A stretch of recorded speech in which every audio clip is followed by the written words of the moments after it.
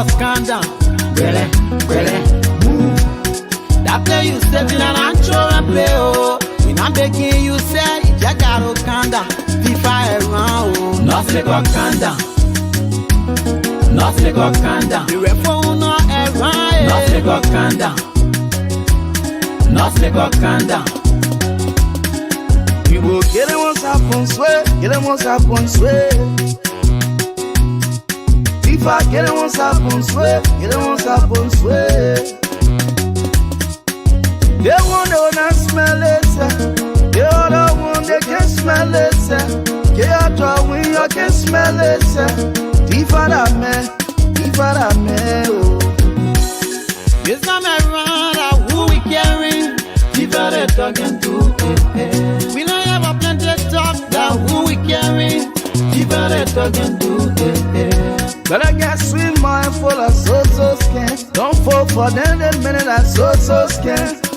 It's a real Tifa. We can see the development they say they will bring. We can see the salary they promise to share. That's so scared. You don't scare, oh. Tifa na pay school in this country. Tifa na pay hospital in this country. Tifa na pay road in this country. Tifa building bridges in this country. Tifa da brabi, Tifa da brabi, Tifa da brabi. Picking respect your brabi. Too much fella coming up, no taking popo. Talking too long, make a no monkey, one pofo.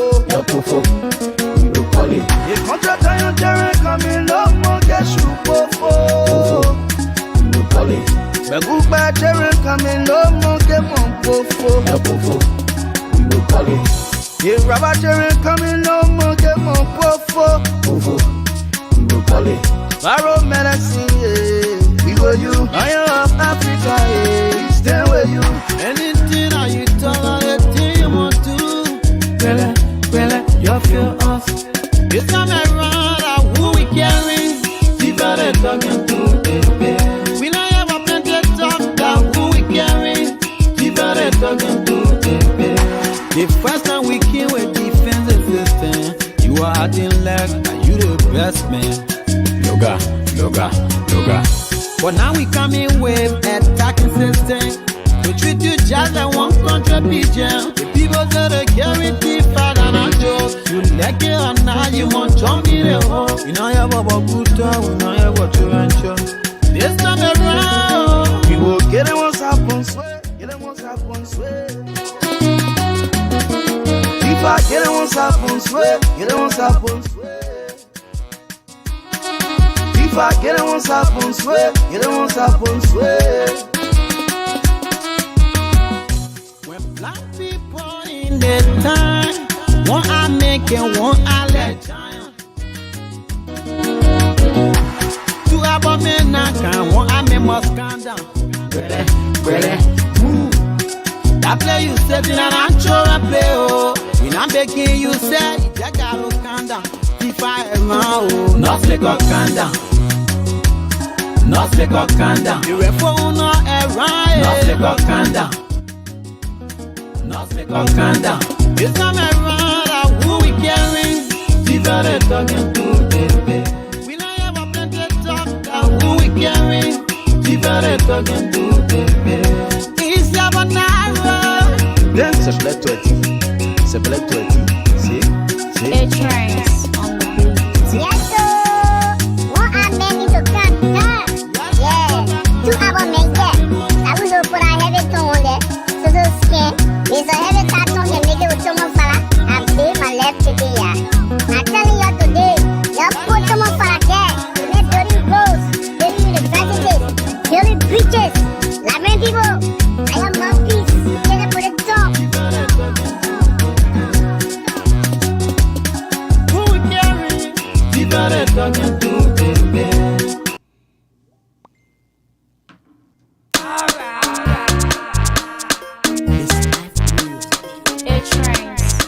It's your banana that it work out. That on a money wreck out. That it still work out. One on a money black out. Yo, yeah, before. Yo, yeah. That it work out. That on a money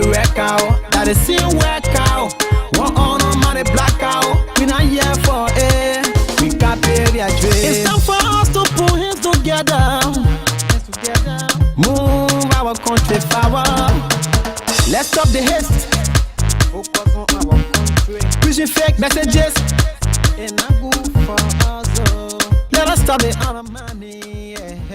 Yeah. All in Liberia, overseas. You paint your country black.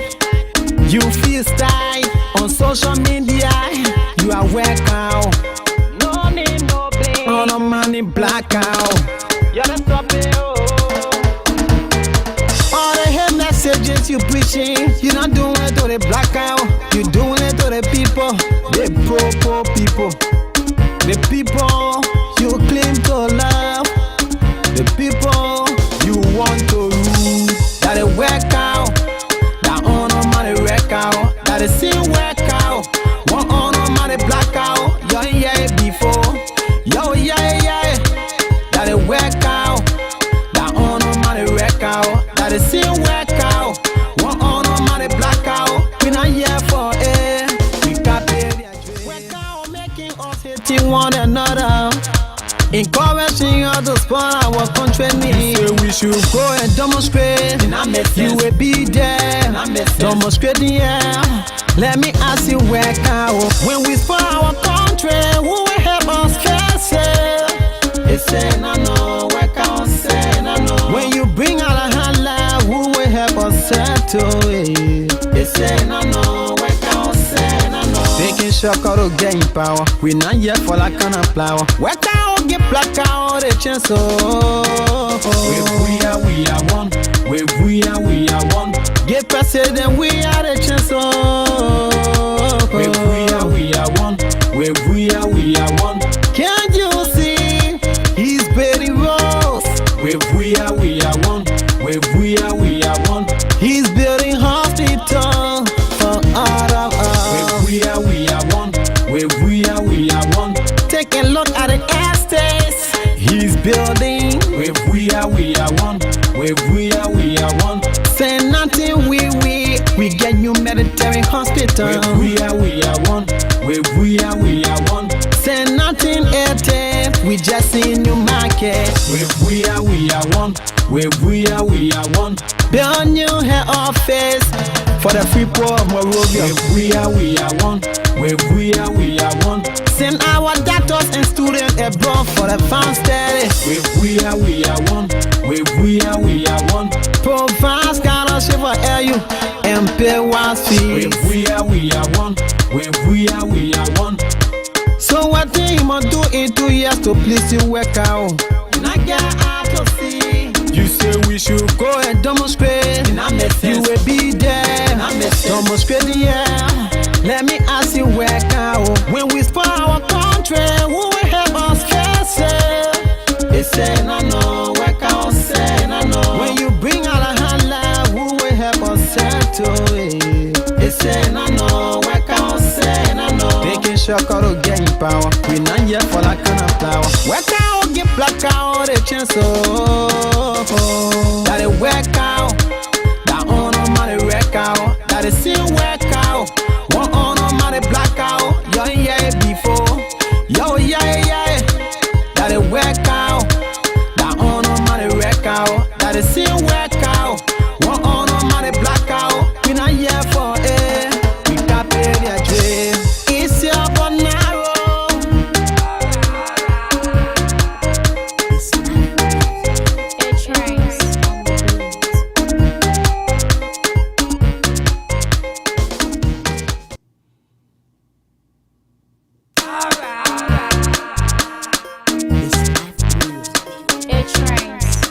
It's your bonaro. That it work out. Those guys want to sit where we sit. So they are coming, some of them coming through radio now, television, and acting. But I don't blame them. I blame, some of our slave masters we have here who paying them. So if you paying them, you paying money to Spoon TV, I'm calling you slave master. You are there giving them money to undermine this government. They are not helping this government. Gentlemen in the studio, ladies and gentlemen out there, I want you to listen and listen rationally. During the war, if somebody like former General Bodnik and Milton Bly can call, but there are other people who can tell you that during the war, I was here cleaning carcasses from the roads, feeding people. So I have been holding this ground a very long time before these angels of death or birds of the serpent, now the dragon, come here to act as if, they are saviors of Liberia.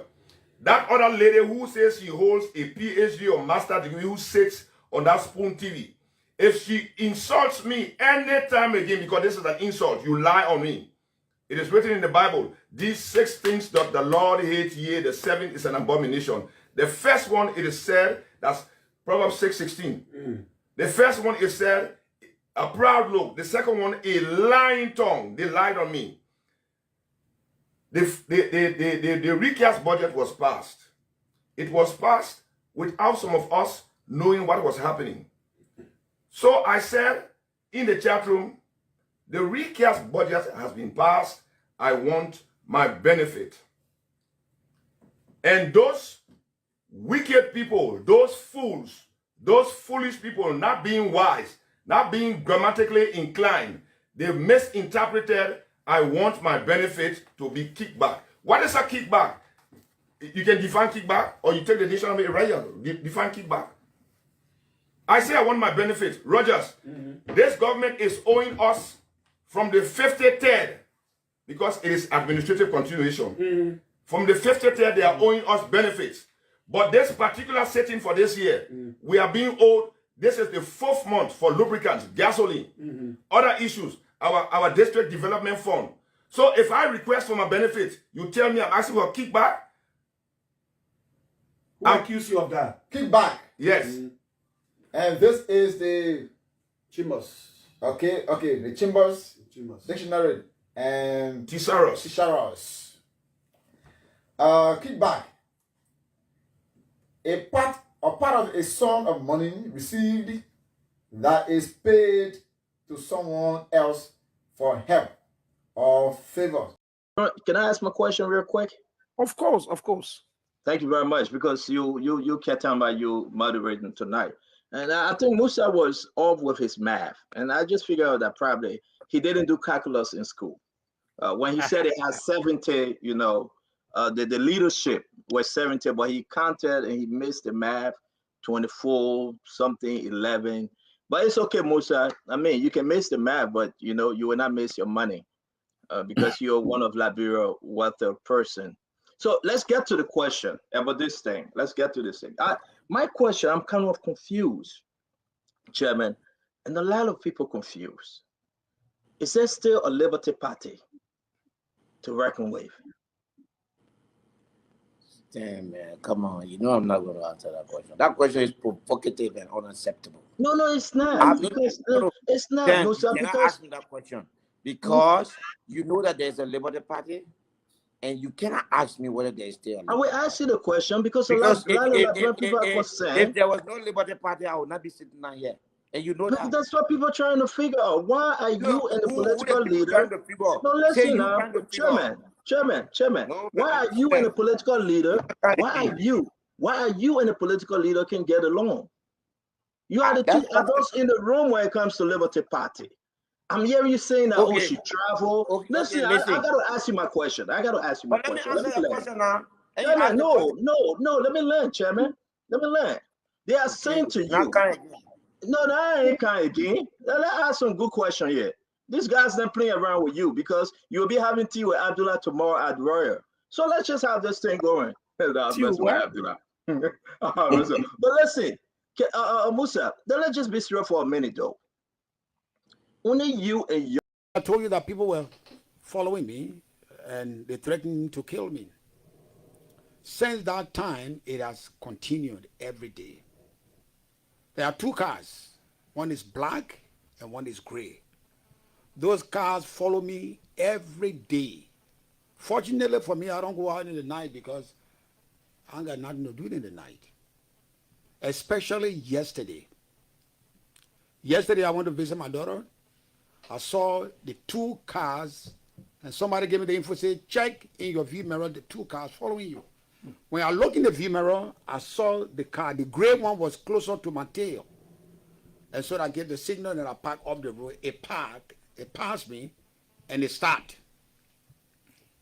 I passed by it, and I stopped. And two of us stopped. The car was not moving. Then the black one came from behind us and passed. So I said, look, I got to go where I got to go. I went to my daughter's place, spent some time there, and I was coming back. I was coming back, the two cars following the guy who was with me in the car. I told him, I said, watch the two cars behind me. I'm getting off the road. When I got off the road, they parked and they parked. I told guys, I said, I told this into the CDC government. They have been denying it. Now these guys are up to kill me. Justice been happening to everybody. People asking me, why don't you leave the country? I'm not going to go anywhere. You want to kill me? Go ahead and kill me. I'm not going to run. But I want to let you know that I know what is going on. I informed the international community. Everybody is in the know of what's happening to me. Yesterday, a white pickup marked CDC, tinted. It went to my house, thinking that I was there. That was sometime in the morning. It went to my house and parked right by my gate. Must have stayed there for over 30 minutes. White CDC pickup. It left, it went to the community with the pretense that they were looking for somebody. Immediately I called all my friends in the CDC government, the senators, the representatives. One of them told me, Tima, let me check it out. Let me check it out. I will let you know. Up to today, he stayed checking it out. I sent the calls to the message called the message to the police director. I sent to my friend Musa Dean. I sent to all the senators, the one I know, the ministers I know, and I sent to all the members of the international community again. CDC is after my life. I am not going to run. If somebody thinks that he's after my life, I will run. I will not run. Go ahead and kill me. But I can tell you, history has taught us these hard lessons. Samuel Canyon do ran behind people. You got to tell me where it is, so I will tell them good morning. Charles Taylor came and intimidated people, and where Gange is going, heaven know, and you know. I will not run. It is not my style to run. I gave my life to you. Go ahead and execute what your plans are. Let those cars continue to follow me. But I tell you, people are watching you as well. If you think you're chasing me out of Liberia, it will not happen. What could happen, I will stay here and you can accomplish your aim. I wrote the President of Liberia. I wrote the Council of Churches. I wrote the EU. I wrote the United States government. They have that information. So I'm telling that to you. These guys that follow me are operators of this government. They are seditionists. The guy was bold enough to drive that car to my gate. That white pickup marked CDC, no license plate. That was what I sent the message. And I sent the message to the President of Liberia. I sent to everybody that my life is in the hands of seditionists and this government. So nobody will think that I'm making that up. I'm not making anything up. That is the habit.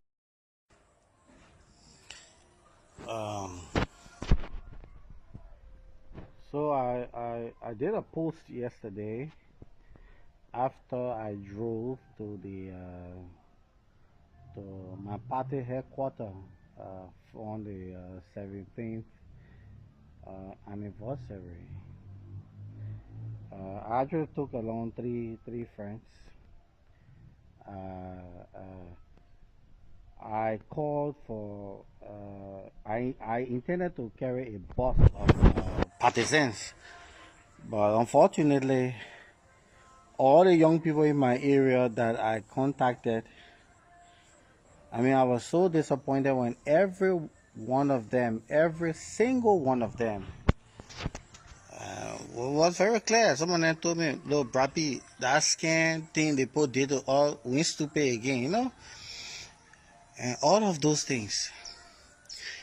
Well, fortunately, my money for the transport, the charter of the bus, they didn't really go there. So I took three friends and decided to go to the party headquarters. And I was there up to 11:45, 12:15. And with the exception of a few executive committee members, the place was virtually like a ghost town. That is very unprecedented. There is nowhere in the history of CDC where an event people will go and mobilize. No, seditionists are spontaneous people. They react just from hearing an event is occurring in the party headquarters. Nobody transport nobody. But unfortunately, when we try to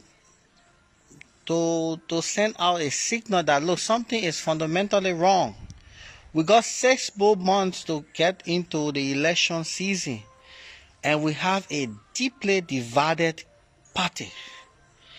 And our only hope of President Weah second term victory is a splinter opposition. That is a very, very shaky proposition. You can't hope to win because your opponent is not in a married relationship. It doesn't make sense. Your strategy should not be on the weaknesses of the opposition. You should consolidate your base.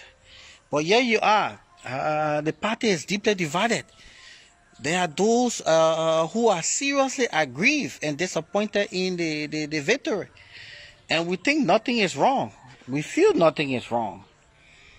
And when we try to send out a signal that look, we need to come together as a unit. We need to strategize.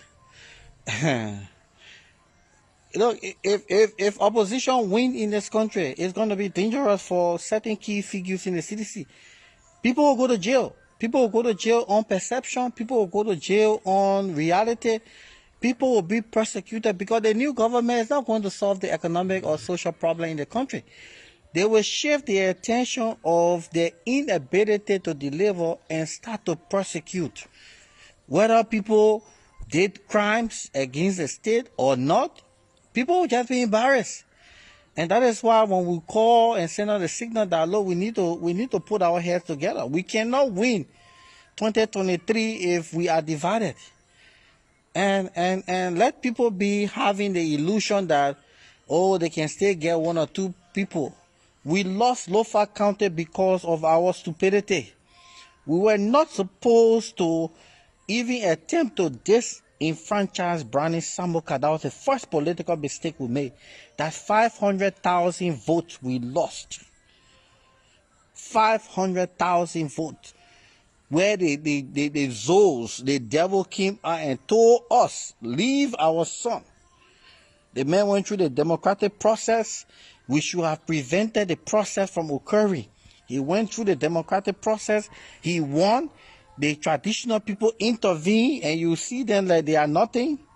Forget about Lofa County. Forget about Lofa County. We will never get votes from there. Lower Bomb, Magibi. We really think the MPP will marry us again? You really think so? You have a divided MPP just as you have a divided CDC. So that's a gamble. That's a gamble. Don't trust Prince Johnson. He's not... I mean, the history of Prince Johnson is such that you can't really trust him. Besides that, the people of Nema County are becoming a little bit more inclined.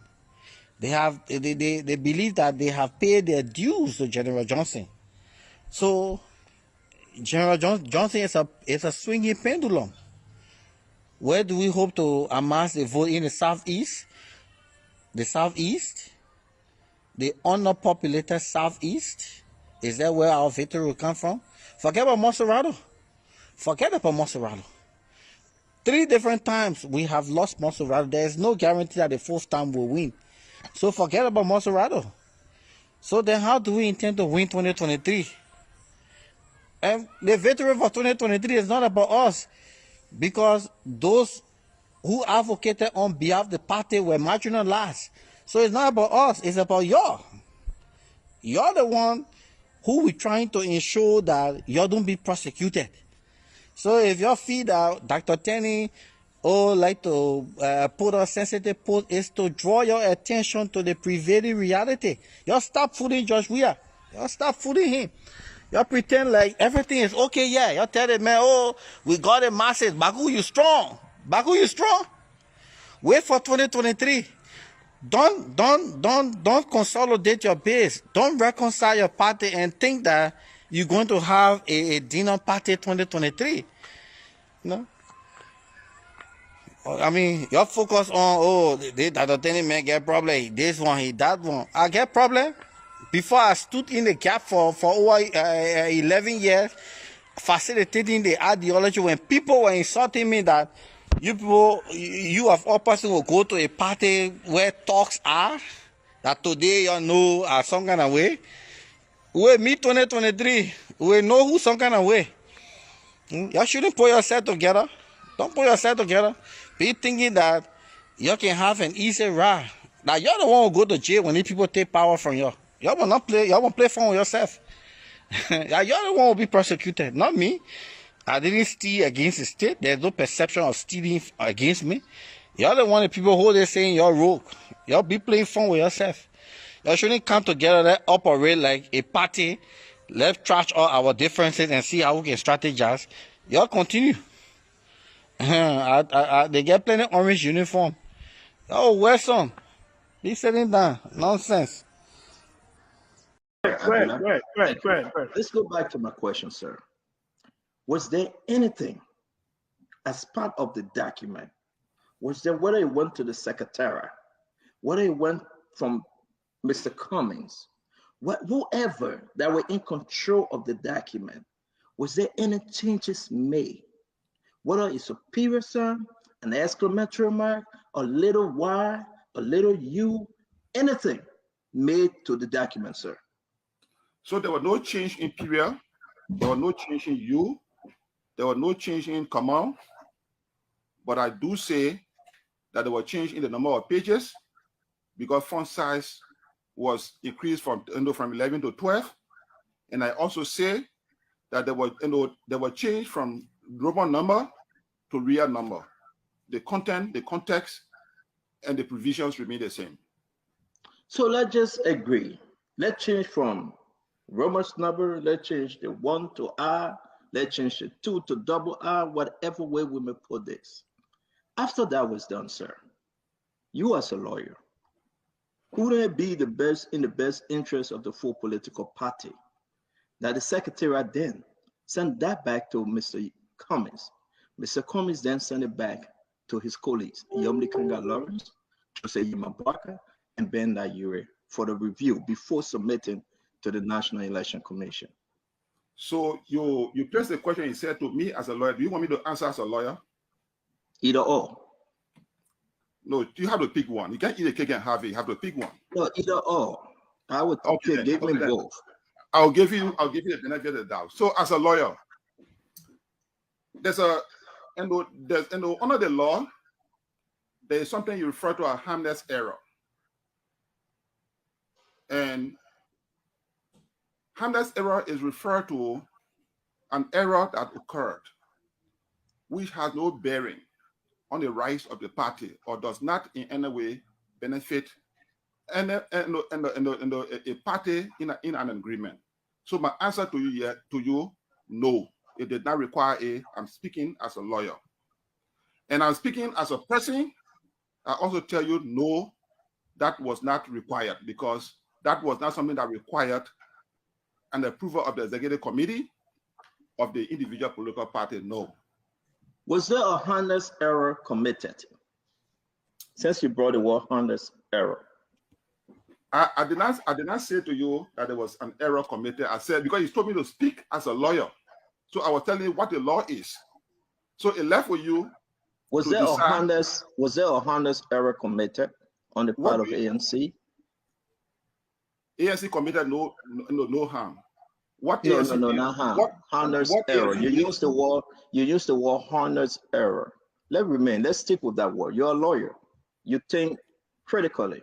Was there a harmless error committed? For the fact that you have to increase the font size from 11 to 12, if you call that an error, but that was not an error. That was what, and don't forget to, particularly in the courts, the law require in the courts that all.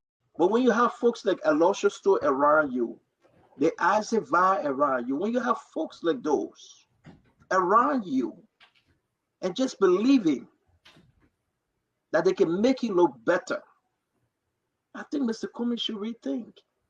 Yes, I said it. Isaac Vi serve as chief of staff to Mr. Cummings. Say he will insult us on live video. No respect. Mr. Cummings, they didn't address it. ANC folks, they didn't address it. Now you got Aloysius Stowe. Who else Aloysius Stowe going to tell to go back to their hometown? It's disturbing. You put politics aside, it is disturbing. You cannot do this as Liberia. And you want to say, I'm hanging with a man that is so clean? Why would Aloysius Stowe do that? To tell James to go back to Lofa and be citizen of Lofa. That's how our Liberian politics have become. Our Liberian politics have become so toxic that you can look at your fellow Liberians and say, go back, you're not a Liberian. Somebody told Mike Jabate something on this show. And I went back and told that person that you are wrong, you need to apologize to Mike Jabate. Our upbringing was very, very rough.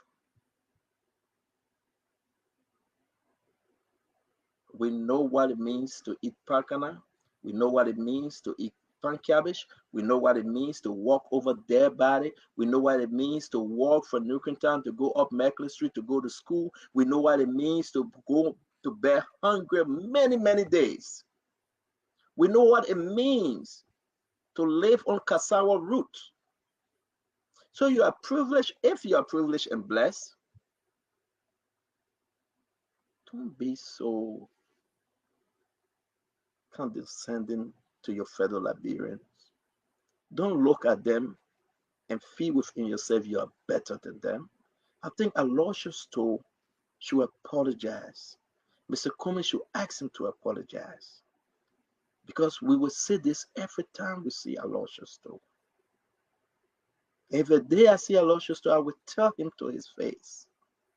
ANC folks should tell Aloysius Stowe he was wrong. I'm not asking him to call me. You can call James, or you can write a press statement and apologize to every press and journalist individual in the country. Tell them that you are sorry for using your index finger and flipping it on James. And he was walking away from you, you kept on. Tell them that you're sorry. That's what a good counselor would do. That's what a better counselor would do. You are representing Mr. Cummings. CDC must run American days. We are convinced. The line is not much. He wants to go to political when we are here. Attack the land days. I'm Mobake Molu. Chairman of the Coalition for Democratic Change. On December 8th, one of us will leave his position. I will defeat the law. The law, if I don't defeat you, let me resign as chairman of the CDC on December 8th.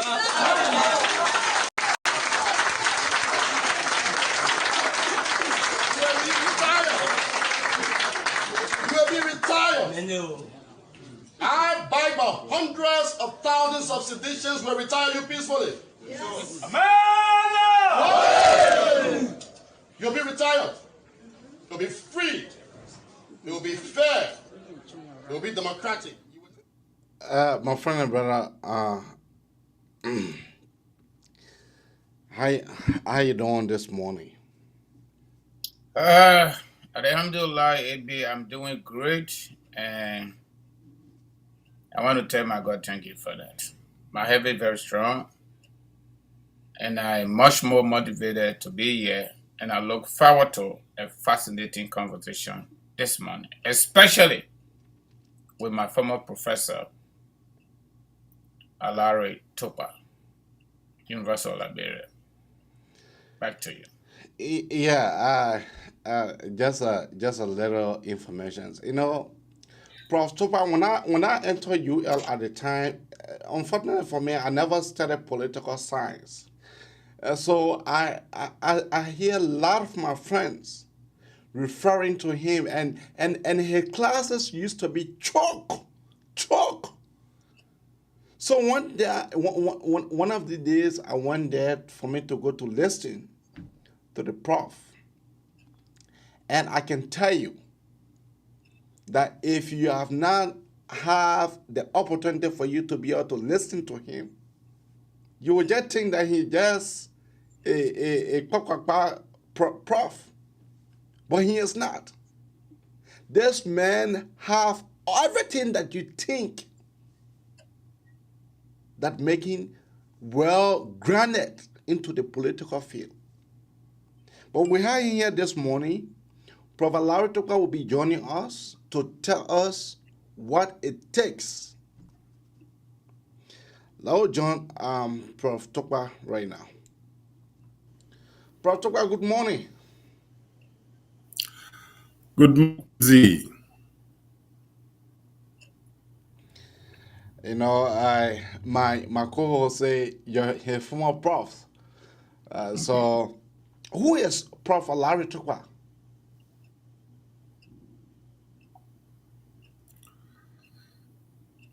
An educator and a farmer.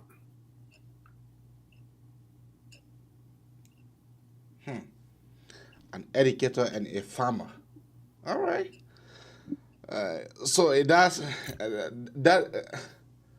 that is all about Prof. Tucker. No, that is important because my father worked in the judiciary in Liberia, but he always farmed. His brother, my other father, because in our cause, your father's brother is your father. Well, they were all farmers, despite anything that they did. So farming is a way of life for us. It is work for us. That is why we can never be or become unemployed. Fortunately, as an educator as well, I may get a job, but even without a job, I can never be unemployed. And I'm thankful to God that I have passion in those areas. All right, let us go straight to the issue. Francis, you want to announce the topic for us this morning? Sure. Let me just say, Prof, good morning. Welcome to the United States. 12 years ago. Francis. All right, let me go Glad to hear your voice. All right, thank you, Prof. Thank you. We are exercising what we listen to at the time, Universal Liberia. So, and that's why our conversation is kind of different. And a lot of time people look at it differently, but it is okay. We'll keep doing what we got to do. If we are coming on. Yeah, you can be going with Prof. Let me get this topic out real quick. Okay, I think I got it already. So, Prof, and our audience, our topic this morning is critical analysis regarding issue of nepotism, corruption, and the just ended Lofa County by-election. So, we already know our guest this morning is Professor Alari Tukba from Liberia. I don't know whether he visited the U.S. or he's here permanently, but let me just keep it right there. The Prof will speak to that for himself. So, Prof, and my host, back to you. All right, Prof. Let us start with the first questions that we have on our docket this morning. What do you think of this weird-led government? This weird-led government said, "I will be able to satisfy the Liberian people instead of I will be able to create the policy that they came with. They said they will create 20,000 jobs every year. Do you think that this real government is amicably working in the interest of the Liberian people? Or do you think the real government is going against the aspiration of the Liberian people? That is my first question.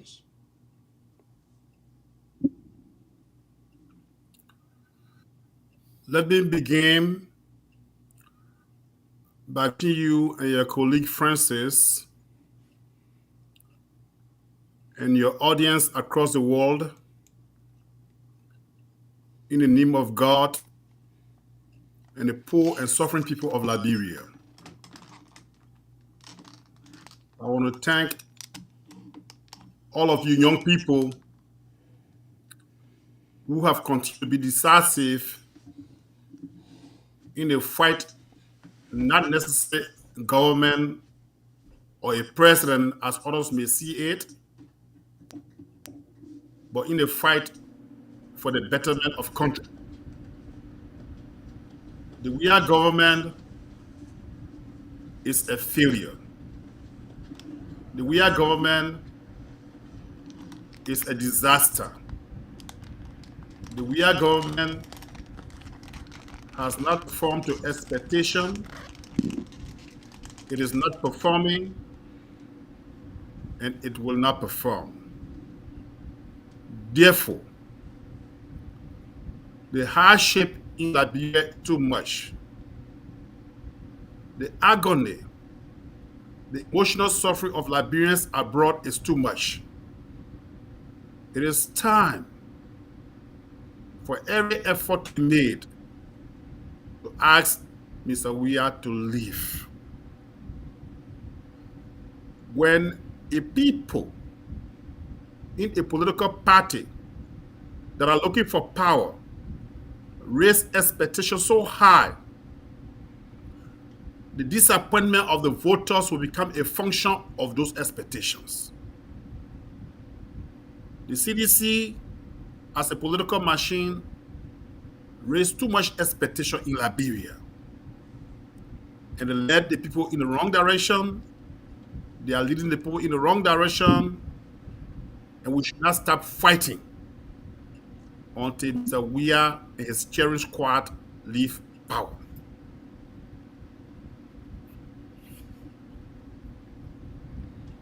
Okay, so you are saying that Mr. Weah and his terrorist squad should leave power.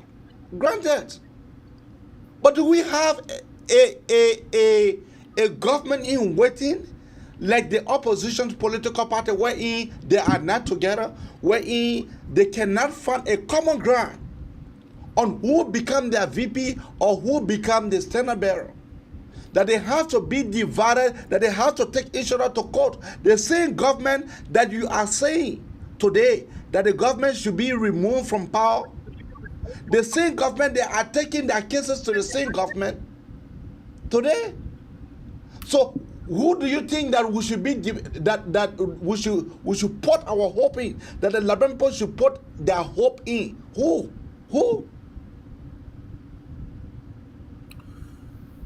You have raised one aspect of the questions that are before us today. After we are oneness. Number one, Liberia's government should not just be seen as another government administration. Yes, it is an administration that is an extension of a system, a corrupt system, a weakly motivated system, a system that is more interested in protecting the exclusive interests of the elite, the privileged. It is a system that does not plan governance properly to benefit the poor people and suffering people and the disadvantaged. It is a system that is more interested in the enrichment of government officials. A system that ignores important things like education, like health, like good roads, housing, international trade that brings benefit to the country. The relationship of that kind of a system with international business people is only aimed at the enrichment of those in power that have the constitutional authority to negotiate the coming of businesses into the country. So in such a system, no social justice, no economic justice, no environmental justice, no protection of our natural resources. So that system jeopardizes the interests of the people of a country and the interests of future generations. Secondly, therefore, if the government represents that system, it has to be removed. What next? The challenge is for all of us to contemplate the way forward. No government leaves power on a silver platter. No dominant system in a country, anywhere in the world, is removed without a serious fight and effort of the people. We have come together with the disintegration of the CE, which is a development that we're not happy about, but which is a development that we want about, particularly to those that were involved. There is not coming of story that the CPP will break down 3 years before it did, at least. Benin Euro was told that the CPP will break down 3 years before it did. Others were advised quietly that the way the CPP was organized, the way it was proceeding, would lead to a total breakdown and disappointment for the Liberian people. But as part of the opposition, it was not our business to work in any way that will encourage the breakdown of the CPP. But the elements in leadership, it seems to me, were convinced that they had the best formula for Liberia. Our concern is that the hope was raised for the Liberian people, and that hope has to be kept alive. Therefore, with the breakdown of CPP, consultations were held, and we decided that the opposition needs a formidable force to challenge Mr. Weah and to remove him in 2023. We therefore are organizing the Democratic Alliance of Liberia, and efforts have gone a long way. It is our hope that we will pronounce the existence of the Democratic Alliance of Liberia, which we did before, actually. When we register the Democratic Alliance of Liberia with the Elections Commission in the Republic of Liberia, our people will understand that we are sincere, we are honest, and our agenda will be popularly supported. Let me, before I go to my co-host, you spoke against nepotism, nepotistic behavior. You spoke against cronyisms. You spoke against corruptions. But yet this government have employed all of the Weah brothers to the free port.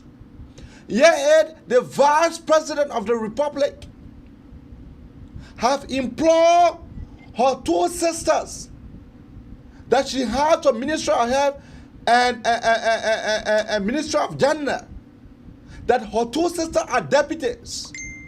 This government, Nathaniel Fallon Miguel, have her brother or have her sister at deputy minister to Minister of Finance. Yet today, we no longer see Prophet Larry Tokpa that we used to know. We no longer see him championing those causes and the aspirations of the Liberian people. Where are we, Prof? Where are we? We have to make progress in the debate. All area patterns are attributes of the system that we want to change. Therefore, we should not even rely just on the goodwill of people or political leaders, or the honesty of political leaders. we should go back to our constitution and make sure that those who elected or appointed into government positions obey our constitution. We should document the roadmap, the agenda, the pathway to the future, and hold all accountable to conform to that which is documented, which will become public knowledge. So it is anticipated that in a spoiled system like this, cronyism will be practiced, nepotism will be practiced, friendship will come into governance, and which should not be the case. It does not mean to say that a family member or a friend who is very qualified cannot be placed in positions in the institutions, agencies of government, in the departments of government.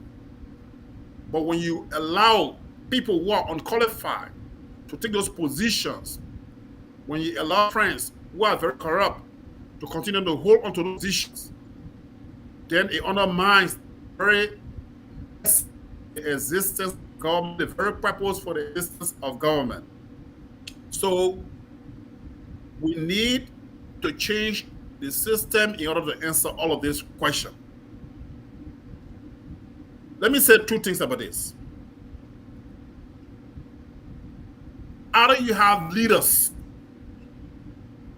of a country who are devoted to progressive social change, which we are fighting for,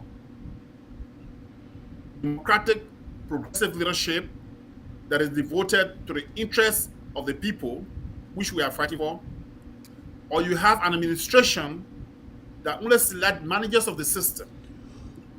The managers of the system are inserted into various positions only to continue to make the system function, but not necessarily in the interest of the mass majority of the people.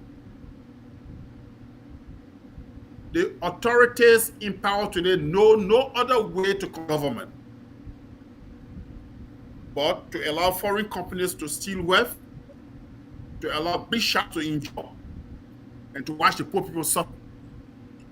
And any time that the poor people, even in the working class, in the working communities, is concerned, they send the police on them and you witness brutality. The way to answer this is to ensure that we organize a formidable opposition that will review the whole functions, the mandates and functions of government, that will overhaul the entire system and ensure that government officials pay attention to the constitutional requirements for their state of being. This is being ignored considerably. If we go back and read the Liberian Constitution, we know that the government is in error.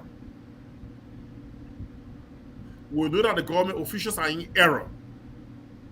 And this is not the why they were elected or up into those positions. Okay. Let's turn the pendulum on to my co-host so he can come with his first set of questions. Francis, back to you. Yeah, Ibi, thank you. I want to say again, Professor Alari Tukpa, welcome to our platform, and we are honored to have you here this morning. I want to go by a little bit from 13 years back when I about to complete my bachelor degree from University of Liberia, and you were one of the professors that taught me about political history, including foreign policies and international relations. So, modern political philosophers, Prof, I'm quoting indirectly, Liberia has found itself in a situation of repetition of history. What do I mean by that? When we look back, the non-indigenous people of Liberia, quote-unquote, the settler or Congo people, they led the country for 135 years prior to 1980. And prior to 1980, there was a huge political agitation that led to the formations of democratic organizations like the Progressive Alliance of Liberia, the Moja, and the UPP, yes, United People Party, and other political institutions. The argument was the indigenous Liberian wanted to form part of the ministry of our governance space. However, on the basis of our political history and the outcome of that agitation, we did not find any group that was super ready to take on state power. So when 1980 occurred, our people say when there is no competent, qualified, we use the available. So the available took over state power through the barracks of the guns and executed folks, government officials, on camera on the basis of corrupt allegations at all levels of our system. That led to where we are today. After that, we went through different wars. 1989, coming to 1997, we elected one of the participants, Professor Toba. And Liberian people did not only elect one of the participants, however, they made that stage the war. Because some Liberians, especially Nibalians, they felt disenchanted and they felt that the government was against them only because somebody came from a mother that spoke out their mind. So we did not only elect Charles Taylor, we said you came by mine, you came by part, I will vote for you. So we did that. We went back to war.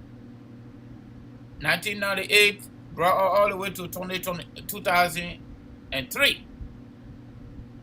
We had another interim government rewarding people that kill our people. And later on went to this so-called democratic process, we call it restoration of constitution or constitutional order by electing former President Eli Johnson Sirleaf. The intellectual class, because I worked at the Ministry of Foreign Affairs at that time, were very much motivated about the elections of Madam Sirleaf, and we saw a downpour of international dignitaries from all over the world. And since post-war Liberia, according to World Bank report, that government got the highest support in terms of budgetary allotment and budgetary support, something like that, in the name of development. They left. After singing "You Came My Mind, You Came My Power," we vote for you, we came again to say cover woman born role and native woman born soldier. We got it through.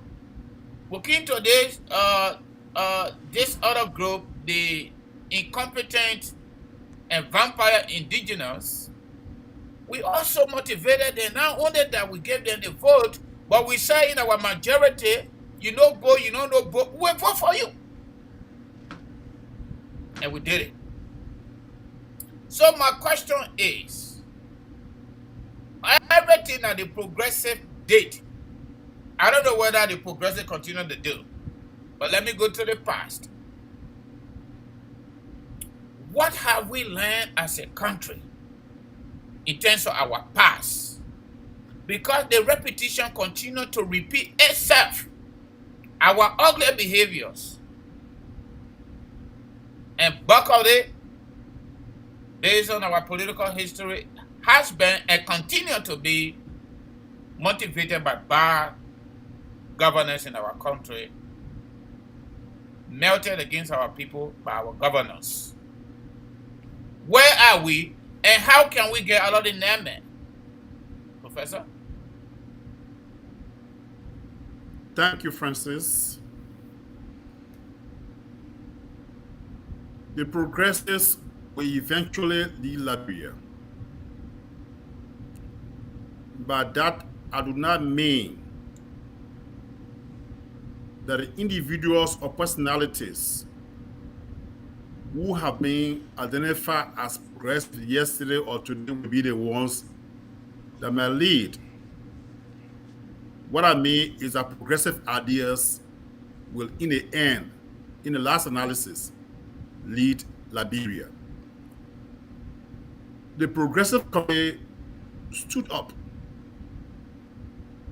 in the 1970s. Progressive individuals stood up before that time. Edward Mobladi, Albert Port, the 70s, the 80s, the formation of mass organizations like the People's Freedom Alliance, the Movement for Justice in Africa, MOJA, the Progressive Alliance of Liberia.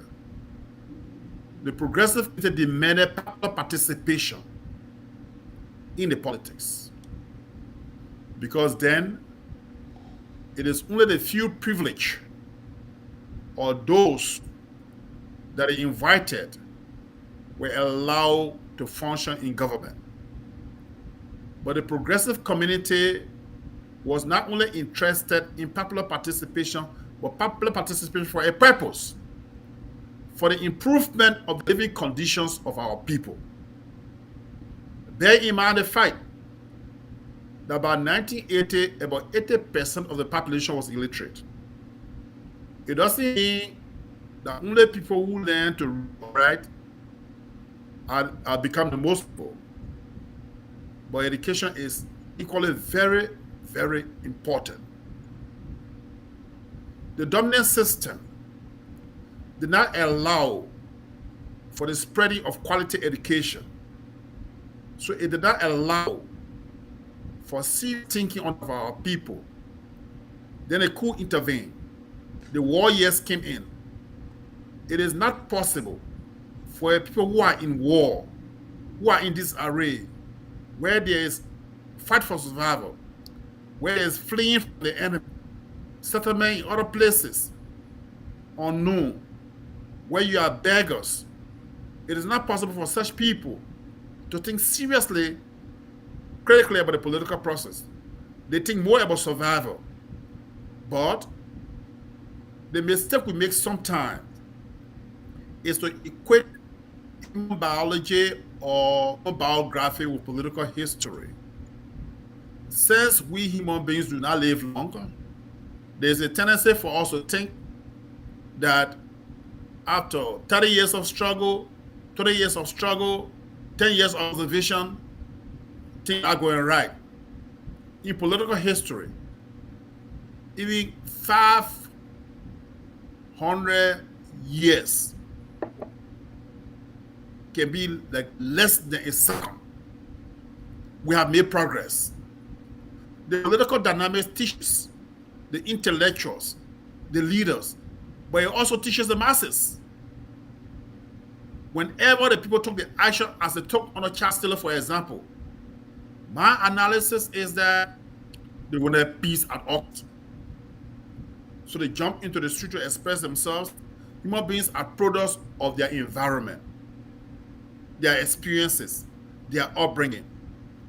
When they say you know both, you don't know both will vote for you, it seems the political class in general that was in power in Liberia was ineffective. They have failed the people, and the people decided that they would give power to somebody who claimed that he was like them, who claimed that he originated from the ranks, and that he would have compassion on them. This is where the Weah government has become the greatest disappointment in Liberian political history. So we cannot blame the victims, those who were brutalized by war, those who were denied education and are still being denied education, those who are being denied education today, those who have to live on begging, on handouts, those who are jobless, who are unemployed, those who don't even have good houses to live in. We cannot continue to blame the victim. The fact of the matter is this: it is not all elections in Liberia that are free and fair. because we contend that the behavior of our people is what is producing results like we are, then we have to establish that the elections are free and fair. I have contended before, as I do now, that even the 2017 election that brought we out of power was not free and fair because the counting of the ballots were not as correct as they ought to have been. And Madam Smith did a very good job at bringing a replacement that will protect her but destroy Liberia. So the blame is not squarely on the Liberian people. Let us ensure that the electoral process become free and fair. Not only freedom of association or movement, but that counting of ballot. The registration of voters should be transparent. The counting of votes should become concrete. Should become like representative of the number of people who register to vote. Sometimes there are disparities here, which means that the system is here a question. The election commission need to be cleaned before the 2023 election. The voters' roll, the new registration process, has to be very, very clear and transparent. And the government has come up with us the failure to show free and fair democratic electoral processes is what has led to the killing of 2 million people in Liberia. To lose one Liberian human being must be taken seriously by all of us. But you have a government that's not taking interest in the War Crimes Code. You have a government that is not interested in security. You have a government that presides over the killing of human beings with impunity. That it will do a critical analysis of the past, will understand that the agenda of the progressive community before state applies to it. The question is, why is it that those who have been given opportunity to take power in the executive branch of government, in the judiciary, are poorly performing, are ineffective in their performances? We reach the point where, therefore, it is important for us to be able to document a process that takes us forward into a future where all of us are held accountable for working through a system of transparency. I think we are making progress. It may seem as if we're not making any progress. The fact that young people like you have created uncountable platforms where you're talking about the Liberian situation, encouraging efforts to improve Liberia, means that Liberia is on a path to progress. Because it seems to me this endeavor will not end until Liberia improves. And that is what some of us have been praying for. That is why when we stood in the classroom yesterday and provided lectures, it was aimed at ensuring that generations will rise behind us, that will take the lead in these struggles. My advice is that those who are listening to you all the time should consider themselves responsible also to take up the fight as agents of change. Not expect you to do the advocacy and do the groundwork. Everybody's supposed to have a role in this business here. Thank you. Thank you, Professor. So that brings me to a follow-up question. Political education, consciousness. I know we are doing our part, but we are not on the ground. And the government is now also creating a level playing field that will make people to have trust in the system to exercise their constitutional rights, especially using or citing Article 1 of the Liberian Constitution that talk about all power is inherent in the people. What consciousness, political consciousness, and how can we provide political education for our people to be educated, how to participate, and how to vote when the level playing field is not created by the government, evident by what we are seeing in the country?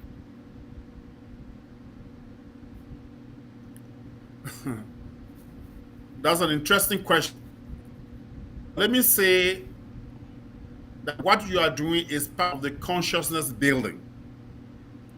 What you are providing is real political education. That even if one is in Liberia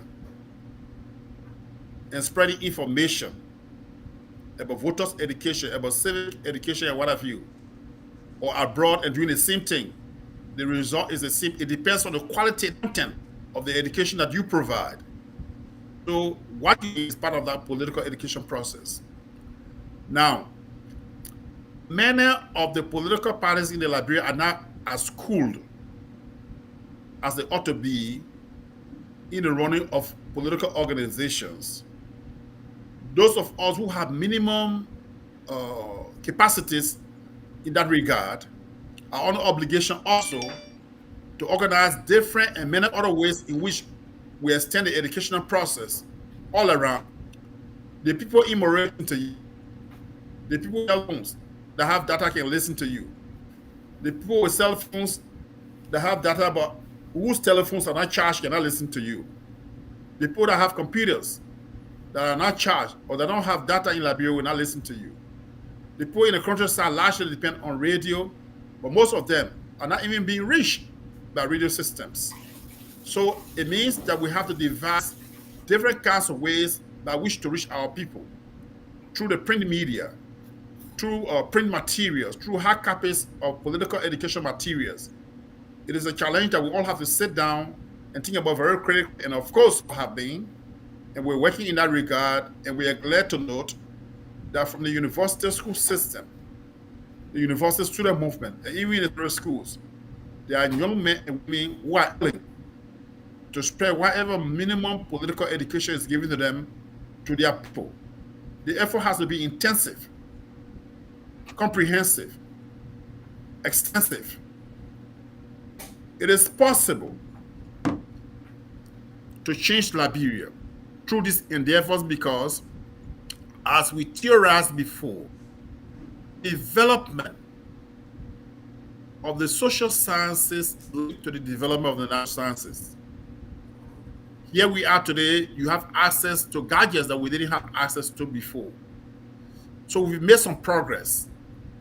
But there are many things that are biting, nationally and internationally. Even going back to the coup you talk about, there was national involvement, but there are suspicion over the years by writers, by other commentators, that there's also international involvement. Liberia is not an isolated case. Liberia was created not only by the locals of Liberia or the settlers of Liberia, by the involvement of international interests. Those interests are still present today. Not only we Liberians are interested in Liberia, there are others that are interested. It is for our government administration to ensure that those who are interested in Liberia work with us for mutual benefits, not only for the exclusive benefit of those who come to invest or those who are rich in investments because they have the privilege to be in power. Our country has not benefited much for its human resources because the human resources are not being developed, for its natural resources because the natural resources are being exploited and our people are being used in that exploitation process and oppressed at the same time.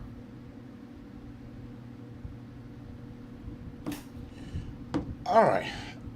AB, I got two more questions. One foreign policy question and one local question. Let me just give it to the professor. I'll be done. Then we'll go to our callers, please.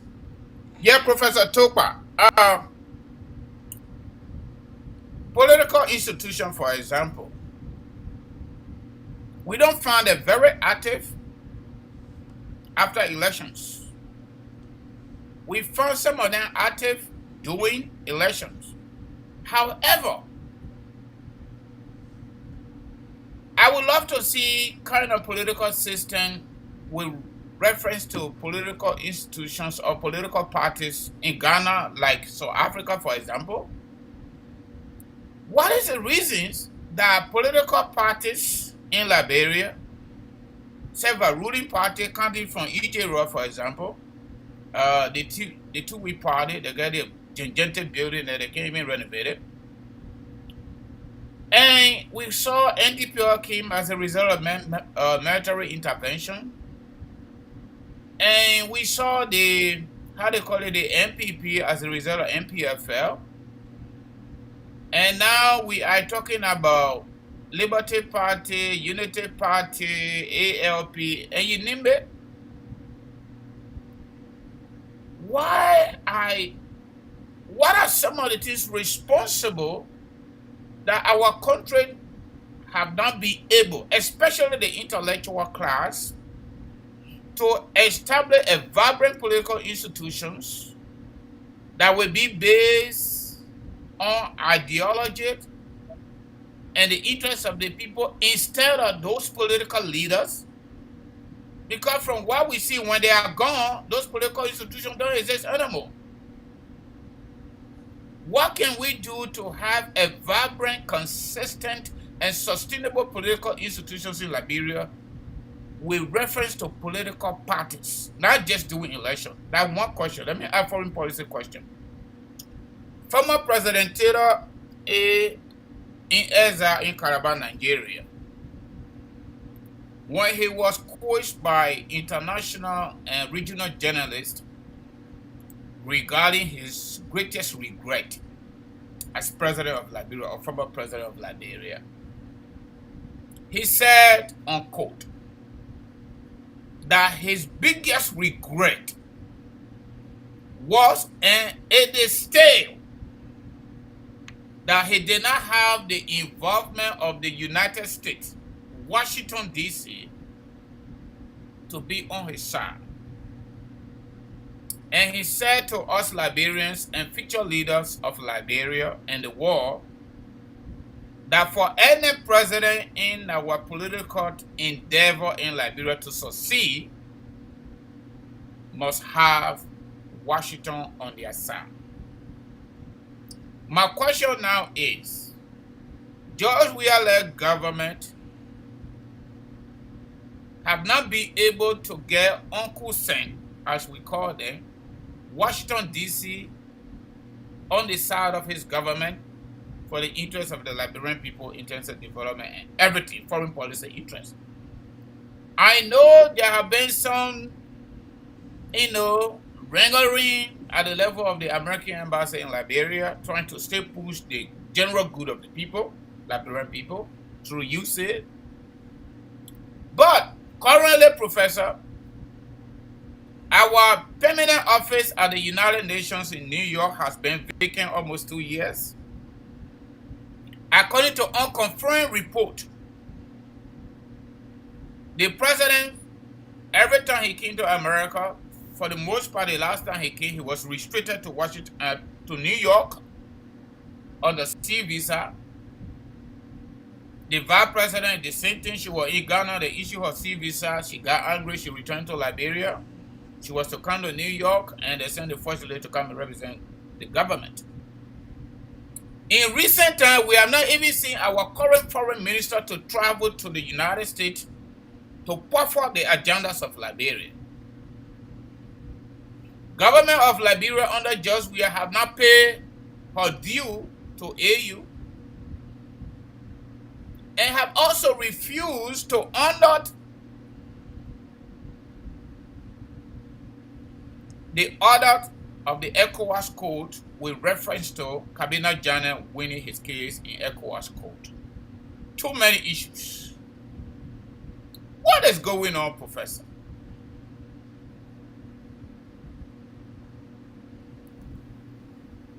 Let me take the last part of your question first.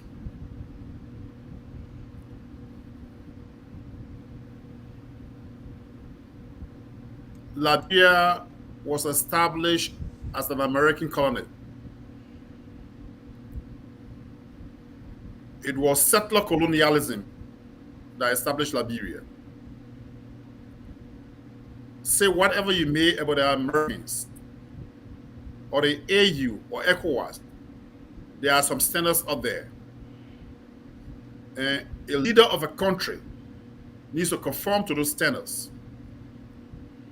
You cannot be a leader of Liberia, yes, I agree with Taylor. and not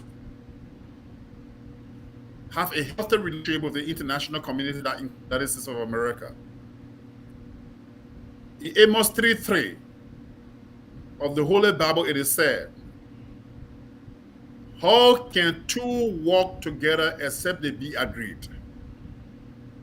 My concern, the Liberian government can engage with the United States or other forces in the international community and negotiate interests of Liberia, so that any form of collaboration, if it is bilateral, can be in the mutual interest of the two parties.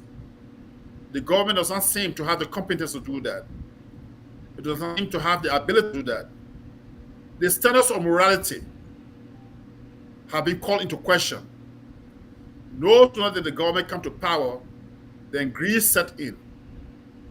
It is not possible for a government that is interested in enriching itself or enriching the officials of that government to be concerned about delivering the best in terms of the needs, the basic needs of the people of that particular society or country. So the international community is working, and American resources from the European Union have been brought into Liberia. If those resources are not well managed, then the international community has the responsibility also to take action to be accountable to their people, their constitutions, and the populations that it serves, regionally, internationally. So it is on our government to improve behavior. We will hope that the government was able to rearrange itself after its second year, but you cannot expect a government that did not form, that is ineffective for 5 years, to become effective in its last years. I can assure you that most the officials of government will be interested in accumulating more wealth in this coming year, in 2023. Most of them will abandon we are in before the election comes in, because most of them are confused in this state of flux as to whether or not the CDC will remain in power, and of course it cannot remain in power. If the CDC remains in power after 2023, it means that Liberia is in the graveyard. We will not allow our country to die. They will not drink the Atlantic Ocean. This is a post-war country. Bear in mind the fact I've said over and over, any government that ignores the rights and interests of the popular masses for no legitimate reasons is vulnerable. It's vulnerable to the application of violence in the politics against the interests of that government. So our government has to be very, very careful. Even before the 2023 election, the masses are angry. We see young people waking up. For the first time in Liberian history, the young people are mobilizing a protest for July 26th. Isn't that alarming? Of course, I think it is. A sickness that the society has rejected the Weah administration. I'm sorry for going to religion more and more, but of course, religion is part of our God. For the lack of knowledge, it is set up for perish. Ignorance is a disaster in any country. Ignorance is a tragedy in a country. And for ignorant government to refuse to listen to the many advice that have been coming out through you young people, through experts. This government has received more advices than any other government in the Republic of Liberia. But it has refused to listen. What do people do then? The best thing we can do is to remove the government. The first aspect of your question having to do with the active opposition. Many of the opposition institutions do not have a defined ideology. So they gravitate towards individuals. The politics in Liberia has been monetized, it has been financialized, and so some of the people who have no clue about what it requires to participate effectively in the political process also benefit by going to those who have money, because the environment is such that the hash is too much. So you see the same times, different political leaders just for what they can get for the moment. You both people are calling it instant gratification, the order of the day. Under Madam Salif, the argument was raised that government needed to give money to the opposition to function. Because eventually, any serious opposition is a potential government administration, that is. The media, the civil society, all of them fought this. Why? They said the opposition was full of corrupt people. But they did forget to know that the government that was taking money to campaign to reproduce itself over and over was full of corrupt people. So it is unfortunate that even the media and civil society activists and actors just fight the opposition to maintain the dominance of the government. Very corrupt. Because you cannot check, you cannot even have adequate information on the way in which government uses resources from the people of Liberia to campaign and reproduce itself. So most of the opposition also do not have money to survive. And they are run by human beings. And these human beings need to go to work, they need to be maintained, they have families, their children have to go to school. So more often than not, you find them paying attention to the requirement of life. The opposition is in a state of emergency. To remove that state of emergency, why is suggesting that we need a level playing field. But first thing first, Wia is a disgrace, he is a disaster, he's an embarrassment, he's an obstacle to progress. Let every effort be made to remove him. Thank you, Professor. Prof, I have a questions and to these by-elections, the local by-elections. What are your take? With the way we saw the UP went into these gone elections, I don't think the UP were well prepared. And because of that, the Lufian, they came out and they voted. Councillor Jala, what do you think? What are your analysis? The local election has a history. It also has a context that needs to be properly understood. You will note that while the youth was in court and practically obstructed from participating in the local election, other interests perhaps were on the ground. Besides that, the two principal figures in the senatorial election were Kotima and Joseph Gala.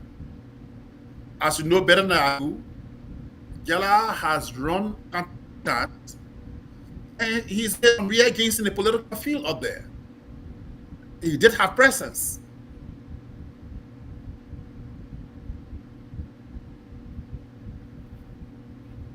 The dismissal of Brandon Samukai from the legislature, arbitrarily by the government of Wia, I think was not correct. You can't put a man on a ballot because I believe that any man on a ballot is a potential senator, a potential representative, a potential president. And waste all that money to, in the process of applying selective justice, say that he's not, qualified to be in the legislature. The process in Lofa was interfered with for a very long time. That confused the people. And the legislative elections should not be confused with national presidential elections in Liberia. The analysis of the United Party is more from the Joseph Boakai side, from the presidential side, and from the national political party side. But those are two individuals of Lofa origin. Regional politics in Liberia are not necessarily the same as national politics in Liberia. The ethnic factor is involved. We cannot ignore that. Balanced representation is always taken into consideration. the candidates is also involved. When we insist that local county elections should be analyzed only on account of the way in which the United Party performed or did not perform, then we take away the ingredient of popular participation. Because what are we saying about the right of the local people to select their own leaders? Are we saying that there should be imposition on the local people? The only problem is that the result of the election should be credible. That is where the election commission has to be questioned now in the future. That is where we have to be cautious. Because if the election results are not credible, then we are not clear about where the facts are in the analysis. But the people of Lofa County have a choice. They should not be conditioned by imposition. The most important aspect of that analysis is this: we expect the legislature to be independent of the executive branch of government. Then why should we anticipate that a presidential candidate should be held responsible for deciding who goes into the legislature? If it is true that a presidential candidate or potential presidential candidate assume responsibility for the person that's going into the legislature, who is the employer of that legislator? Who does that legislator have his loyalty to? So assuming that Boakai had imposed on the local people Mr. Kotima, who do you think Kotima was going to have his loyalty to? So we have to understand that we are required by our constitution to build a system concerning separation of powers. There are shared responsibilities, but there are separation of powers up there. There are divided powers. So legislative candidates may be supported by the presidential hopefuls or candidates of parties, but they should not rely on the presidential aspirants or hopefuls of their parties for their successes or failures. And they should not therefore hold accountable their presidential aspirants for their failures. If you do that, you emasculate, you squeeze away the essence of the democratizing process that we're working for, the choice of the local people, the balanced representation that has been a tradition, a cultural practice over time. It has to strategize. Party has to be able to ensure that there is a representation at the various voting booths and what have you. However, if the party must be represented at the vote before elections are fair, then there is no need for an election commission. Because the election commission is being paid, is being sponsored, is being financed to ensure that elections are free and fair. So it has to be the agency that will rely on more to produce good results from elections. Not political parties. Political parties are only there to observe, to ensure that, all right, but yes, because the system is rotting, the system is decadent. That is where political parties have to be vigilant. But under normal circumstances, in real democratic processes, it is the election commission that should ensure that the voter registration process is clean, that the counting of the votes are honest. But where the election commission is being controlled by the executive branch of government, what do you expect? Where the executive branch of government has failed the Liberian people and is eager to have more representation in the legislature, what do you expect? Why is it, for example, the CDC didn't put a candidate in Lofa County? Because it knows it has failed the people of Liberia, the people of Monserrado or Lofa and other counties.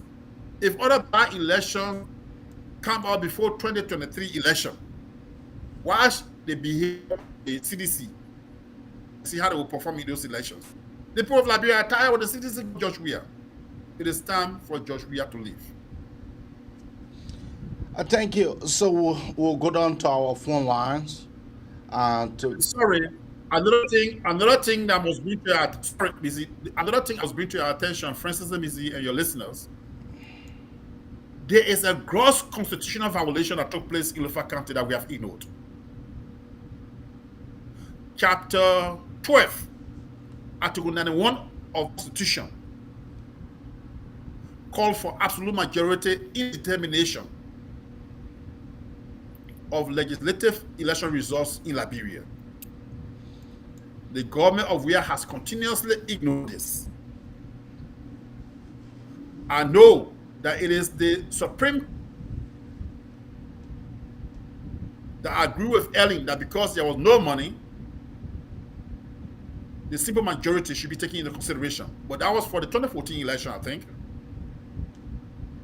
Does it mean that we should ignore that aspect of the Constitution and continue to have elections in the legislature based on the simple majority?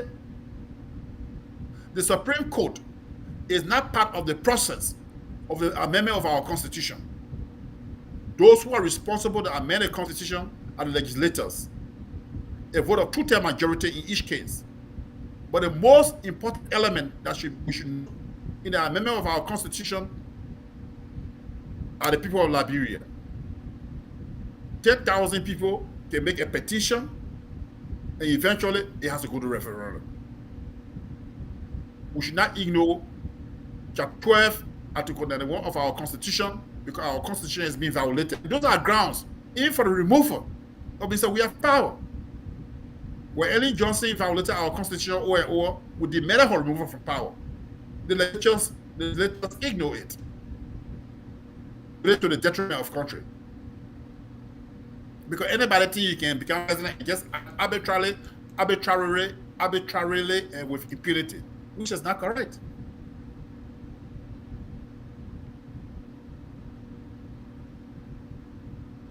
All right.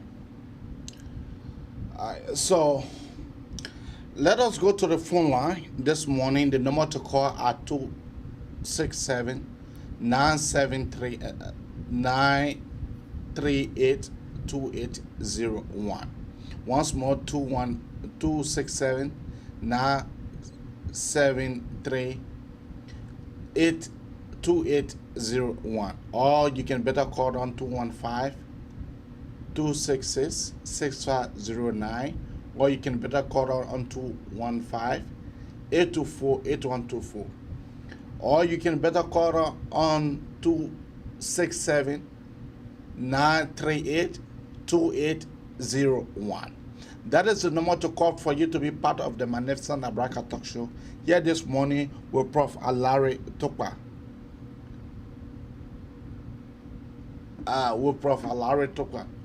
But before that, let us be able to give Francis time for his commercials, and then when we come back, we will not go onto our phone line for us to be able to take phone calls. Francis, back to you.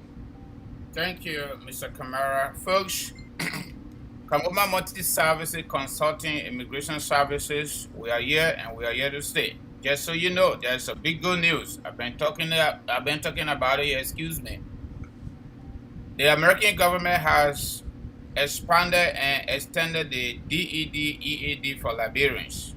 That means if you came to this country and overstay your visa before May 2017, you are eligible. You are eligible to get work permit to go to work to be able to help yourself and help your family in Liberia. That's what that means.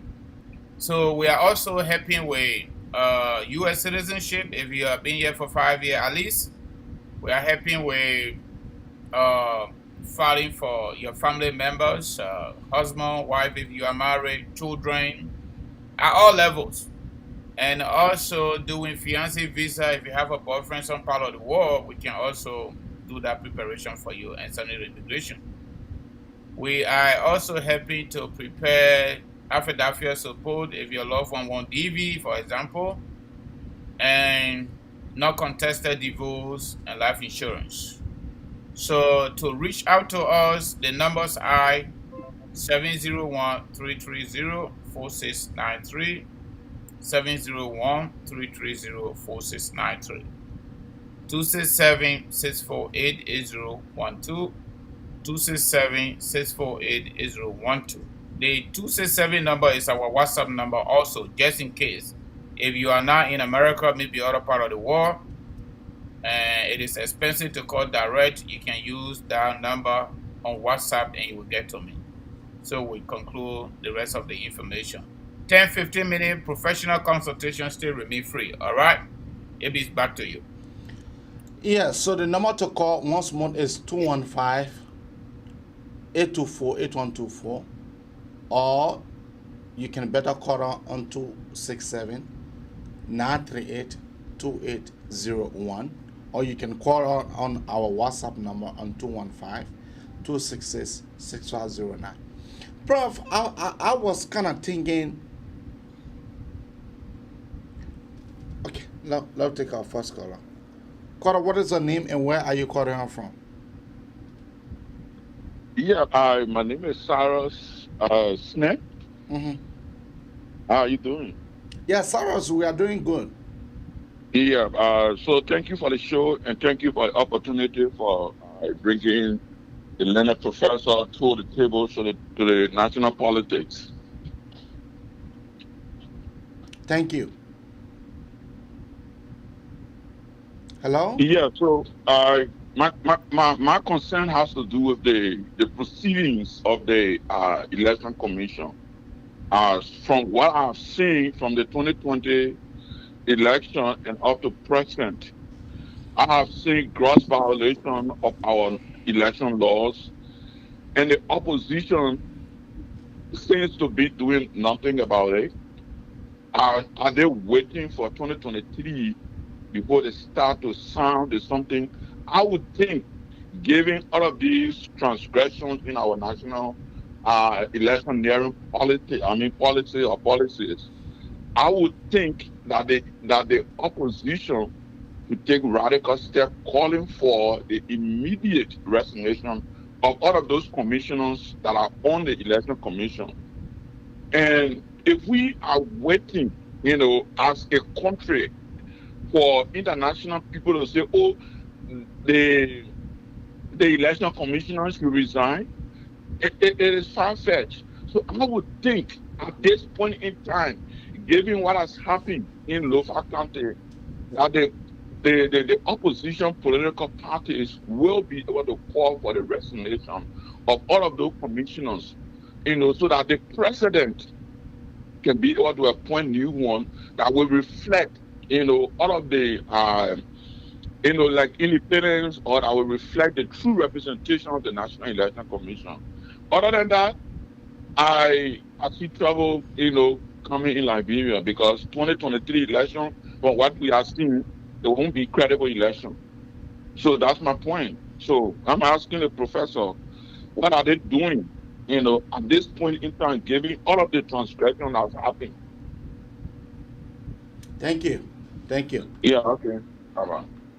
The next, the number to call are 215-824-8124 or 267-938-2801. That is the number to call, or you can better call on our WhatsApp number 215-266-6509. Prof, you listen to the first caller. You listen to him? Yes. I agree with him completely.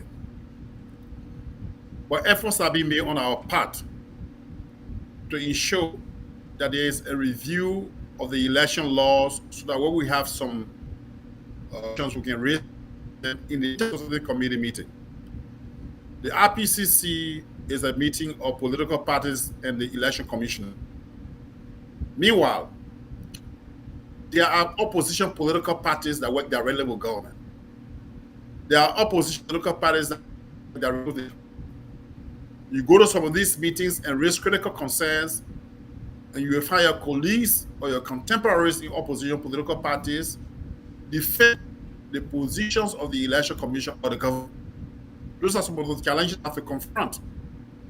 But I think the caller was largely correct, that we should wait until the election before we raise these concerns, because there are real concerns that ought to be raised. And some of these concerns will be raised not only with the election commission, but also with the legislature. But you can see, why are you depending on the legislators to help to improve the electoral system? The legislators are on the way to bribe from the executive branch of government.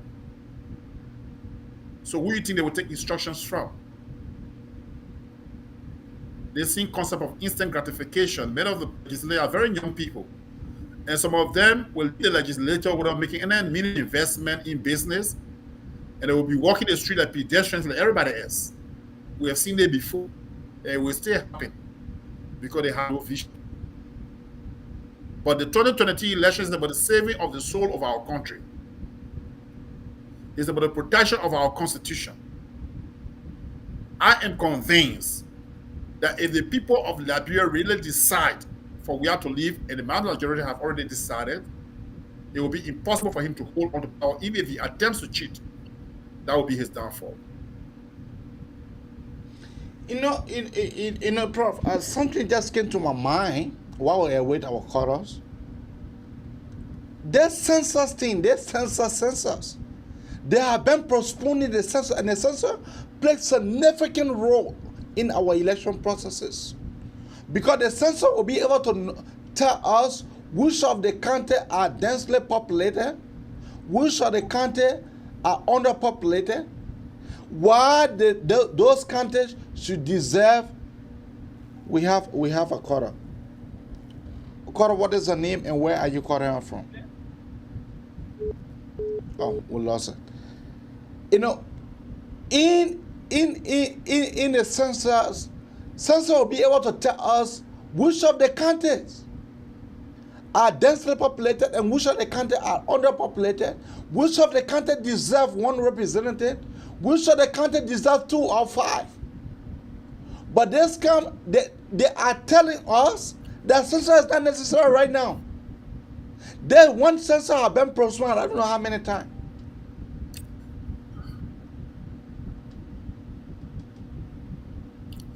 That explains the ineffectiveness of the WIA administration. That explains the inability of the WIA government to lead Liberia in the right direction. That explains the determination of the WIA government to manipulate national elections to its advantage. That is why we have to stand up and let go. And that brings me to another concern. Let the listening our people continue to read and review Chapter 1, Article 1 of our Constitution.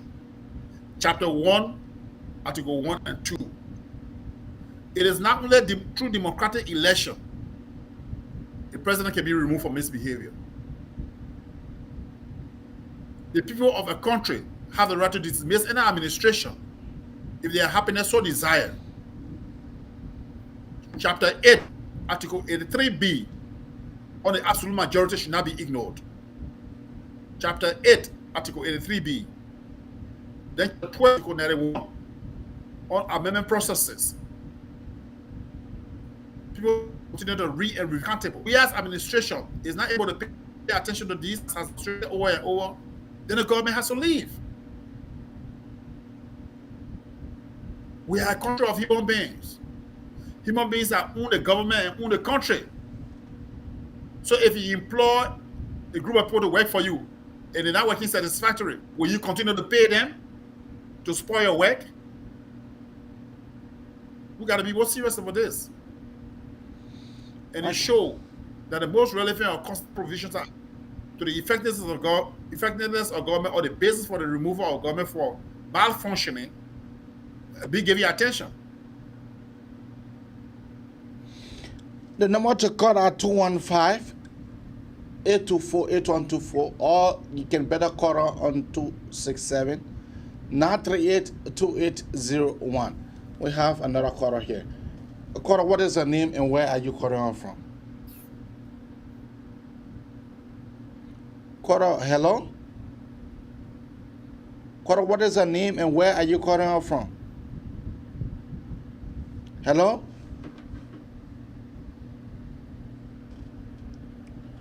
We lost that. Yeah, AB, let me ask a follow-up question to the question the professor just answered while we wait for our callers to call. Mm-hmm. Yeah, the caller is right here on the line. Let me connect the other line.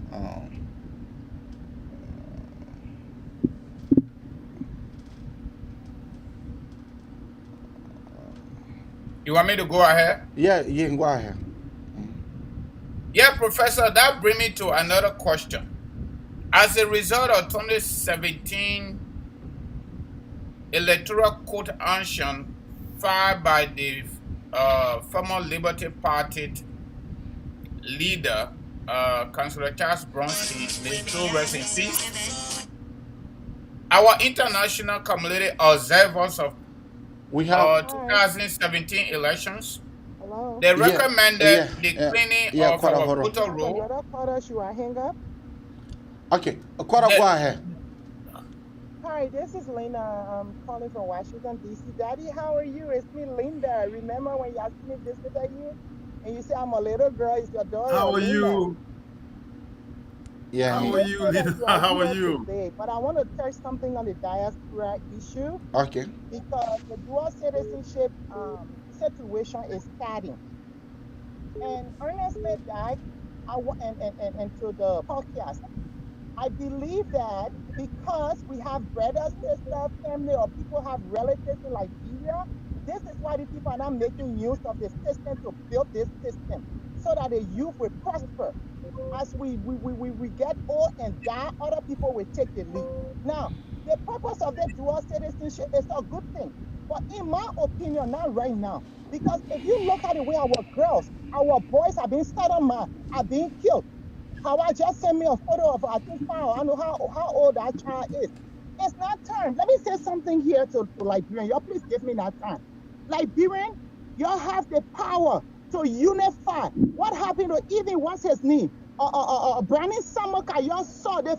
Bill Gates, thank God to Obama, they opened their Facebook so that y'all will learn. Because America, the world power, everybody have realized that African leaders do not want to empower their people. Because they know when the youth rise up, they will be the best person. They will be the best people because they are the ones that are vulnerable. This is why Facebook open. Y'all saw right in America, you're doing John Floyd situation. The 50 state unified. When you hear American government, when riot going on, when they say this is the United States, they reminding the children what they taught them in the class. The reason the American Liberian refusing diaspora. No, let me tell you, my in-law, where he lives, this man is the richest lofian in America. I have another in-law, I'm not going to call family name. He was leaving to go check on their property. They got a lot of acres. He told me, he said, Lena, I'm going to call my brother. The man said, Liberia have let us down many times. I'm married to a white woman. She's a doctor, and I'm rich. I empower myself. I'm rich. I don't want to come. The reason they're refusing, they want us, they want our money. That's why they're waiting to naturalize us, because we helping the economic in that country. Okay? Number two, I just read Ghana policy on dual citizenship. Gerald Roden, when he got done with all the corrupt people, he turned. I remember that very day. I saw Gerald. He stood in the center of Ghana and raised his hand to the sky and said, diaspora, it's time for you to come and let us build Ghana. Look to everybody going to Ghana.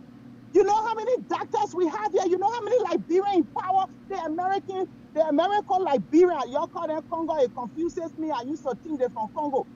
The American, I read the law, the American law. They are called American Liberian. In the law, they say it is Liberian way of calling them in their broken English. The American Liberian are doing this thing to the children intentionally. They are doing it intentionally. But y'all want our money. Y'all want to naturalize us, but we can't work. Let me tell you something. I traveled to all the nations in West Africa. I have learned. I went to Nigeria. I went to Guinea, Ivory Coast, Togo, Ghana.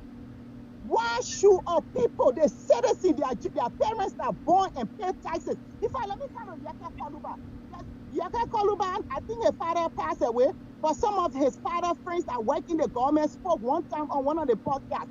He said Yaka Koluba's father was the richest among all of them. So when they're hurting this man, it's so painful. These people that came from Ghana, Nigeria, Togo, they're all in this country. We accept them. They can't respect our citizens, our children. This is not right. Okay. Until the podcast, look, let me tell you, y'all have the power. Liberia has the power, the podcast, all the activities has the power. When you work in this country, I have worked, I've done a lot of work. Today, the police, what happened in Minnesota that I left from here? The police and the children are working together. They gave them, the rich people gave them cars. You shoplift, the police ask you why my child didn't eat it, they will shop and buy them food. It's just too much. Everything they're doing, they don't want the Liberian. Now they're talking about somebody, they were on the podcast recently, that the foreigners are into all the banks. Let me tell you something. You go to Ghana, I was blessed by God. I was the only first foreign person to work with United Nations. I work with the Abantu women. You go to Ghana, everybody work in the system of Ghana are all Ghanaians. Why? Why the American Liberian, they have not gotten enough. Okay. And our children are dying. But I want to say thank you for this show. And thank you for giving me for giving me enough time. Thank you so much. Okay. Let's go to another caller here. Caller, what is the name and where are you calling from? Hello, Cora. Cora, are you there? All right. Cora, you want me to conclude my question? Cora, what is the name and where are you calling from?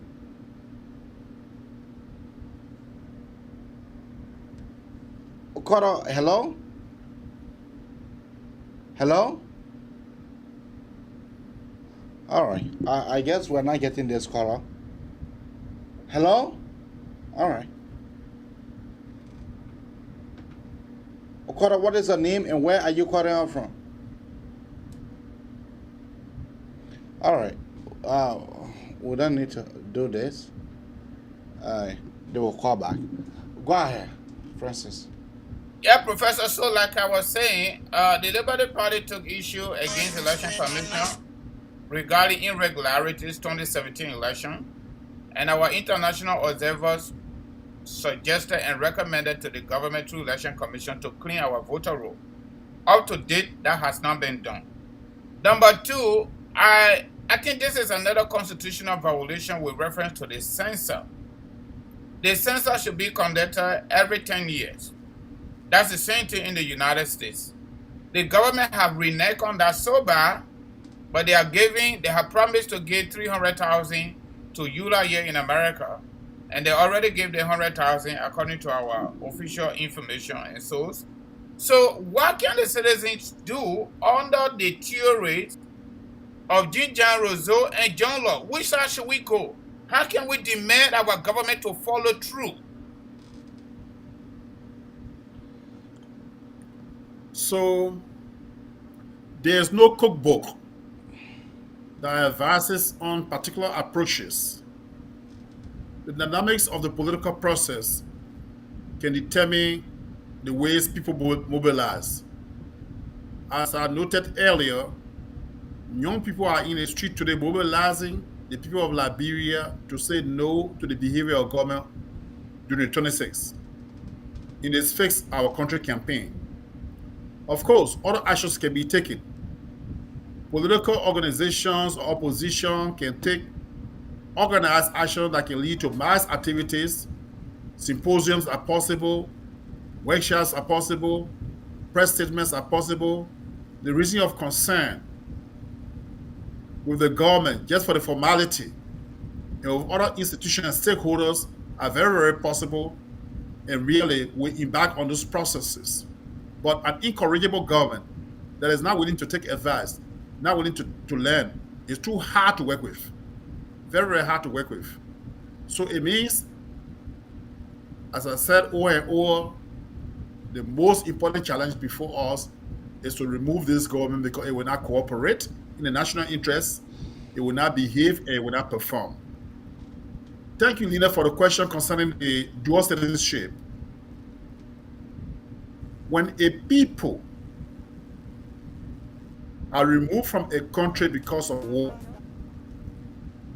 when in the dynamic process of migration dislocate a population because of war, they should not cease to be a part of the citizenship of their land of birth or their land of origin.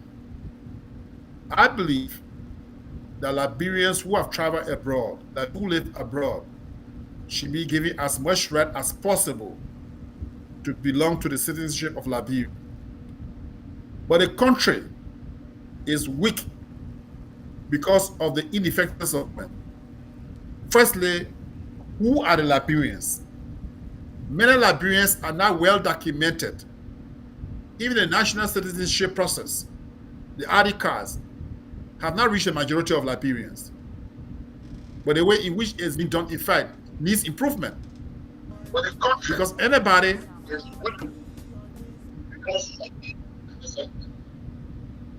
so firstly, there's need for us to pay attention to documenting our citizens at home. To document our citizens at home and abroad. It is not impossible to embark on a process that documents Liberians in all countries in the world. Yeah, hold on. Okay, I'm still holding. That is why we have our foreign ministry. That is why we have our foreign embassies. That is why we have our national registry. That is why we have the diaspora office, I think, at the Foreign Affairs Ministry based where, I don't know. But the fact of the matter is that if properly organized, it is possible to document Liberians at home and abroad. I think those are stages that we're supposed to exhaust. But the question of whether or not somebody of Liberian origin belongs to our country as a citizen is not debatable, it's not arguable because one, you can become citizen by oil. If you are of a Negro then or you're Liberian and you're born in the country, you're citizen automatically. Okay. You can become citizen by the blood. Okay. In government politics of Liberia is called Jusolis and Juquenis. Yeah, hold on. If you're a Liberian citizen and you go in a wall and born area, those areas are automatically Liberian. Okay. All right. Well, let us go to the phone line right here. A quarter calling from 4505. Go ahead. Good morning. How you guys doing? We are doing excellent. This is Jerry Dubley. I'm calling from Worcester, Mass. I hope our people listen to this show because your vote is your power. Your vote is the future of your children, even your unborn children. They should be very careful. People are going to bring them rest. They're going to bring money to them. They should sit and think. I'm so surprised some of our brothers who live in the Western world here, enjoying the resources of the people country, our people back home. They are saying, Baku, you strong. If I have my own will in this country as a president, I would talk to President Joe Biden to send all our brothers back in Liberia so they would know the type of suffering our people going through in Africa. I hope our people listening to this show, I hope they listening because the enemy said they may. They want to in now, my brother is not suffering. God forbid the government let them for the second time the country will perish. I hope they are listening. This is why I want to launch a campaign operation, no more sending money to Africa. And they refuse to listen. We're not even sending them down back home. Thank you ever so much for the show. Thank you. We have Morris Gassama. Morris, go ahead. Yeah, good morning. Good morning, AB, and good morning, Francis. Am I audible enough? Yeah, audible. All right, good. I mean, I just want to thank you for everything that you continue doing and your co-host. And thanks for bringing the professor on your show as well. But I listened to the professor yesterday on the Reloaded show. I think he was talking about the system, regime change and system change. I mean, I was a bit confused as to where the problem lies. But if I should ask the professor, we have a country where the governance system is structured in a way that the president is untouchable. What do I mean by that? While the president is serving as a president, he cannot be sued, he can't sue. Even the lawmakers are also untouchable. While they're serving, they cannot be sued and they can be sued as well. And we also have a country where the citizens, they say they don't care. So they don't care as to what their government officials do while they're serving. So if I should ask, don't you think that by itself is a problem that we have to sit and understand where to tackle the problem, where to start solving the problem? Because a country, a society where laws are not enforced, it simply means they are not laws. That society does not have a laws, So if I should ask the professor, where you think we can start tackling the problem from? And the second question to the professor, do you have any fear for Liberia? If yes, where does that fear lie?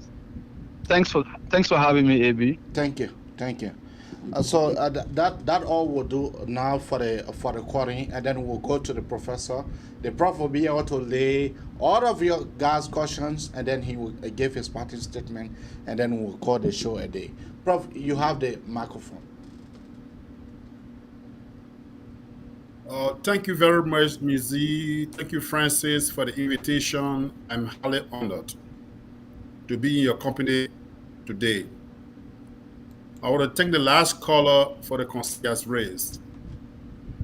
Because yesterday, when I was on the class reloaded, it seems to me that I was less understood when I talked about regime change. Years ago, we wrote a book on reconstructing the authoritarian state Africa. I wrote a chapter on Liberian state. And I did my best to clarify these concepts. The government, the current government administration is not necessarily the government administration of Ellen Sirleaf. The government of Ellen Sirleaf is not necessarily the government of Samuel Doe or Charles Taylor or William R. Talbot. But when you operate governments, successive governments that have the same behavior in the way they control the economy, the politics, in the way they deliver social services, they are part of the same regime. So if you do not pay attention to changing that system in which they function, because only managers of the government, they only insert personnel in the structures that they met there, and they function only to manage the system. And some of them are very bad managers. So they cannot qualify as leaders because they have no ability to change, to effect any fundamental change.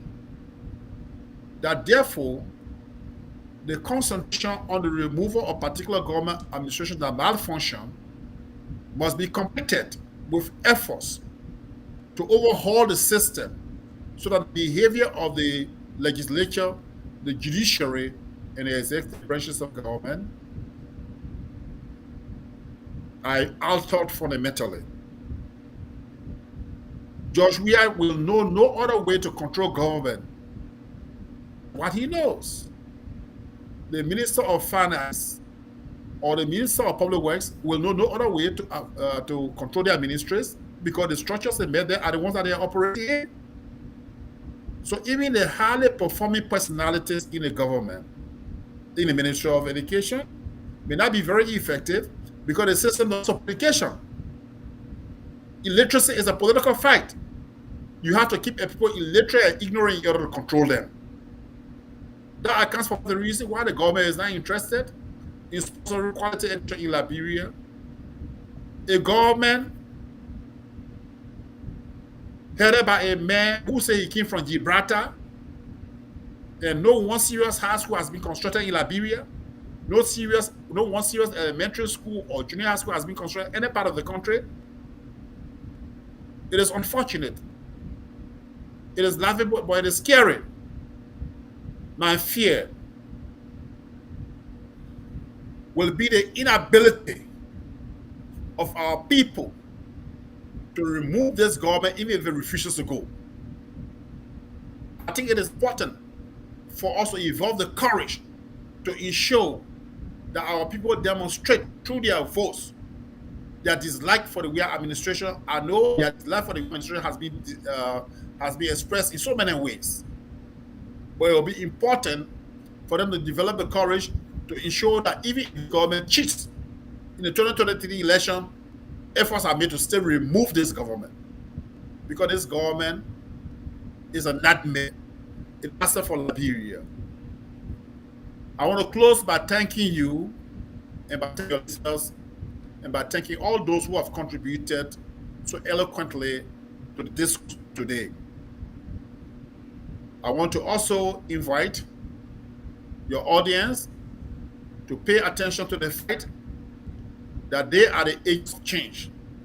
when they listen to the information that you are giving them, to the education that you are giving them, they should use the information to be able to talk to other people, to persuade other people, to encourage other people, to remove the weird administration, and to stand up so that future administrations become better.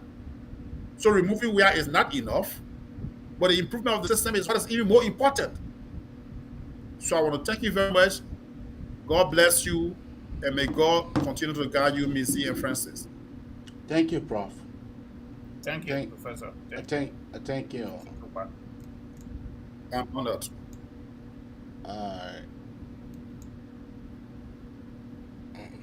So that was the voice of Prof. Larry Tokwa, and we want to thank him for coming, for him to be able to share some thoughtful ideas about our country that we all love so much. And a parting statement, Francis? I want to do my commercial and then I do my parting statement. Yes, folks, Kangoma Multi-Services Consulting, Immigration Services. Don't forget, if you are a Liberian that came to the United States and overstay your visa before May 2017, you are now eligible to get work permit to go to work and be able to help yourself and help your family members in Liberia. If you want to file for citizenship, you have been in the U.S. for at least 5 years on green card, we can also do that service for you. If you are thinking about sending for your loved one like children, husband, or wife, and you don't know where to start, get to us.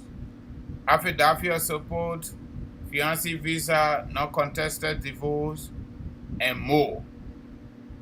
Our numbers are 701-330-4693, 701-330-4693.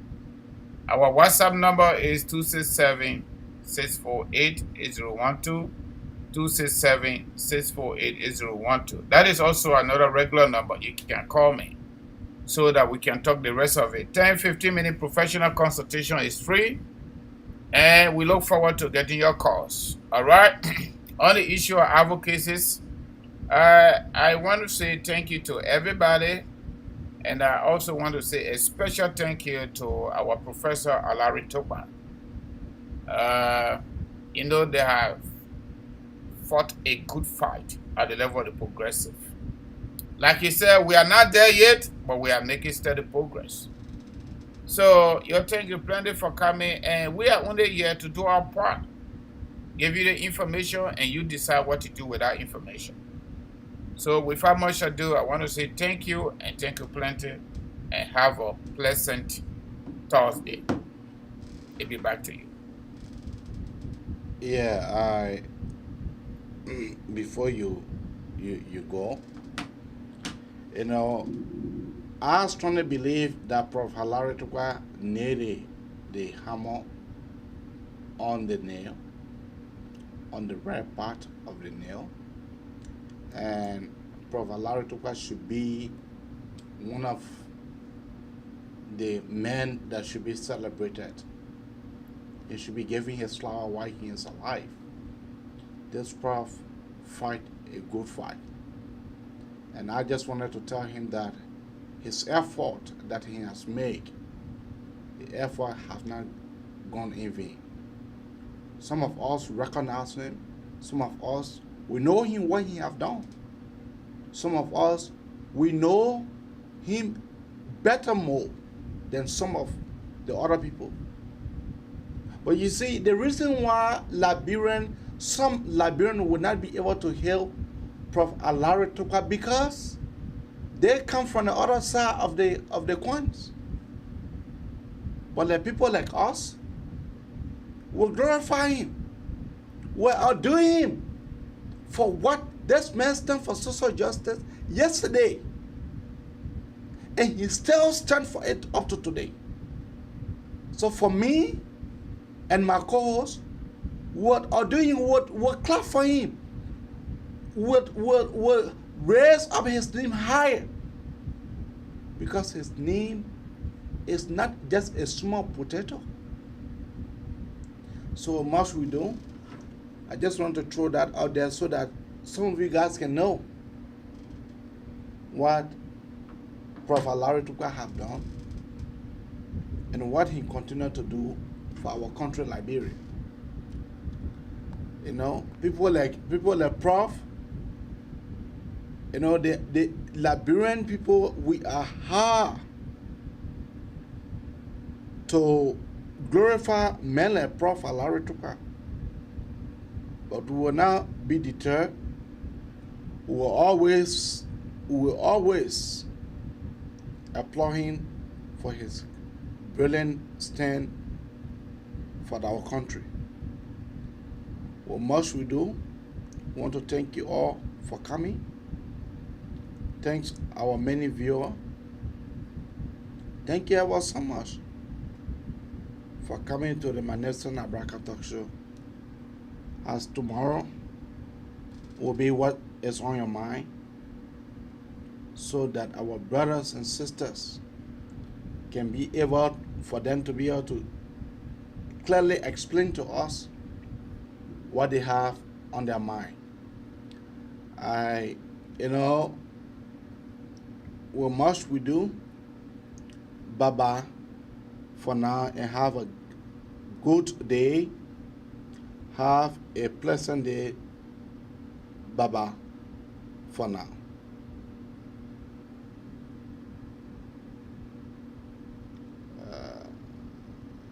Rich man, put my rich man on, please, so we can close it with that. I need my rich man. Talk show. It is time to talk. Bringing sense to the disco for better discussion. Uzi Abraham coming to talk. I'm back for your own sound though. Oh, that's very promotional. Okay, that's how we ask time for today. I mean, you need to keep that thing on a little bit. Please keep it on a little bit. That's very nice. That's a good one. Uzi coming to Labirant is a Abraka Talk Show. It is time to talk. Bringing sense to the disco for better discussion. Uzi coming to Oh, that's really nice.